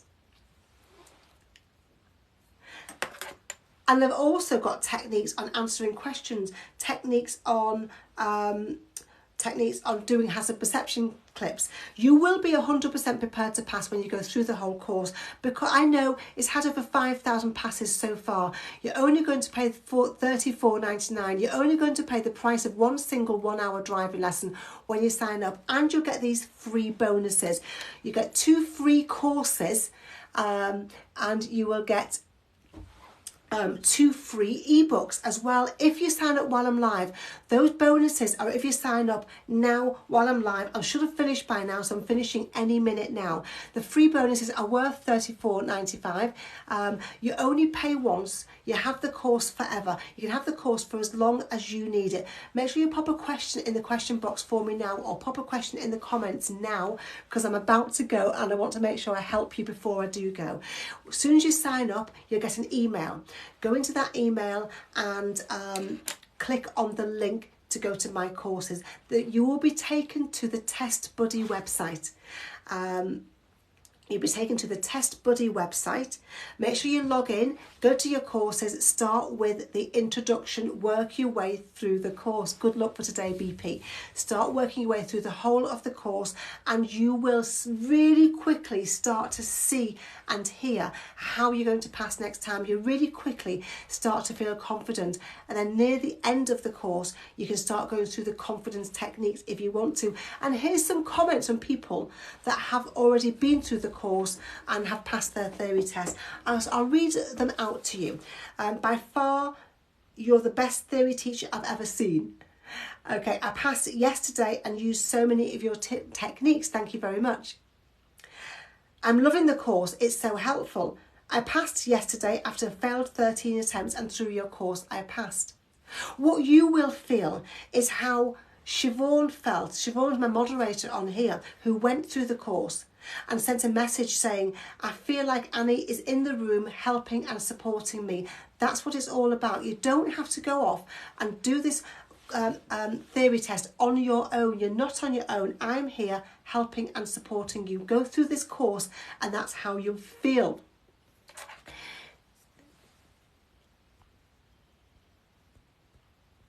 The course has everything you need to pass your theory test. People are overthinking the highway code. I've never had the highway code mentioned so many times as in the last couple of days from people probably that haven't read the highway code anyway, okay? That nothing has changed. The theory test course is the theory test course. When the theory test course changes, when the theory test changes, I will change my course. Okay, when a theory changes, I will change my course. Let's see what questions I've got coming in. Questions that are emailed to me sometimes as well while I'm on here. Okay. To pass your theory test, you need to go through this course. Reading the highway code is not a very good way to... Who thinks you could read the highway code and pass the theory test? I couldn't. I couldn't read a list of facts, a list of rules and go and take a test. If that's the way you can learn, then you do that. That's not the way I could learn. So it may be good for you, it's good for some people, but it wouldn't be good for me. A list of the facts would not be how I could learn about a topic. That wouldn't be very good for me. Do you think it would be good for you? Let me know if you do. If you want to read the highway code, then read the highway code. If you don't want to, then don't. I can't tell you you have to read it. You've got to decide for yourself. It's a really, really good idea to have a copy of it because you need to know the rules. And when you don't know something, you could go and find the rule and read about it. But Siobhan says no. Reading a whole list of rules is not the way that most people are going to learn how to answer the theory test questions. Is that how you would learn? Yes, says somebody, brilliant. If you would, that's the way. Then that's the way for you to learn. If it's a no, then don't. Do something different. Have a one-to-one. Go through my course. Read the other books. Driving the Essential Skills. This is the book here. There's a lot to read. There's a lot to read, okay? But this is the book that will make so much more sense to you. So there's everything in here, from the SORN, the MOT, all the stuff you need to know about tax, about vehicle registration documents, all the stuff you need to know about when to use the horn, how to set your mirrors up. This is going to be a whole lot easier. The highway code you dip in and out of. This one you need to be reading, or you can just read certain chapters of it. It's entirely up to you, or don't do any reading and go through my course. That's not what I'm recommending. I'm just saying it's entirely up to you. Or ask your driving instructor for help. Have a book a one-to-one with somebody. I've got to finish. I've got to go out and start teaching. I'm a driving instructor and I'm teaching today. So the course is $34.99, the price of one single 1 hour driving lesson. And this is some comments I've had from people that have been through my course. These are my most recent ones. This came through yesterday. I passed my theory test first time today. I got all the questions right and I got a good mark on the hazard clips. That means this person, Joe, got 50 out of 50 on the multiple choice questions. Isn't that awesome? I wanted to say thank you. I'm 50 years old now. I never thought I'd be able to do it, but with your course, TikToks and lives, you made it easy to understand and remember. I couldn't have done it without all of that, so I want others to know they can do it too. Thank you so much. Now to book my driving test, Joe Arnold. You can't book your driving test until you've passed your theory test, which is really frustrating for a lot of people. I know people that have been struggling for 10 years or more to pass a theory test, and they can drive. They've been driving with a partner sat beside them for years, but they could never drive on their own. Thank you, No Cax, for that donut. I'm hungry as well. Should you send me donuts? Okay, so this one came through a couple of days ago, the weekend. It came through at the weekend. You are a maestro and an intelligent teacher. Just less than a week ago, I bought your stuff. I couldn't have time to study your material, but for just 4 days going through your material, I passed today, the 28th of January, 2022. And to me, you are the best in the whole wide world. You're just fantastic. Anna Karina. Your techniques is just 1 in a million. I'm going to broadcast you to everyone to buy your material quickly. Thanks massively, which is an awesome comment. Daisy, you bought it. That's brilliant. Go. So if you bought my course, then go to, thank you, Anna. Go to your email. You have an email straight away. It's automatic that you get an email back. Click on where it says go to your courses. You'll be taken to the Test Buddy website. Log in and go to your course and start from the beginning and work your way all the way through. If your test is tomorrow or the day after, then you might want to just skip to the parts of the course that you really, really need. But if your course is... thank you, Anna. I'll be sure about it because thank you. Thank you. If you've got a week or more, then go through the course step by step. If you've only got a couple of days, then skip to the bits and pieces that you really need, which is probably, you tell him, Alfie, which is probably documents, road signs, rules of the road. They're the ones that you really need to be looking at. I hope that helps you. I'll pin my course once more. Make sure you follow me on TikTok and you can find out exactly when I'm live again. And when am I live again? What day is it? I don't know what day is it. Wednesday. I'll be live on tomorrow at 12 o'clock on Facebook and Instagram. And I'll be live on Thursday at 6 p.m.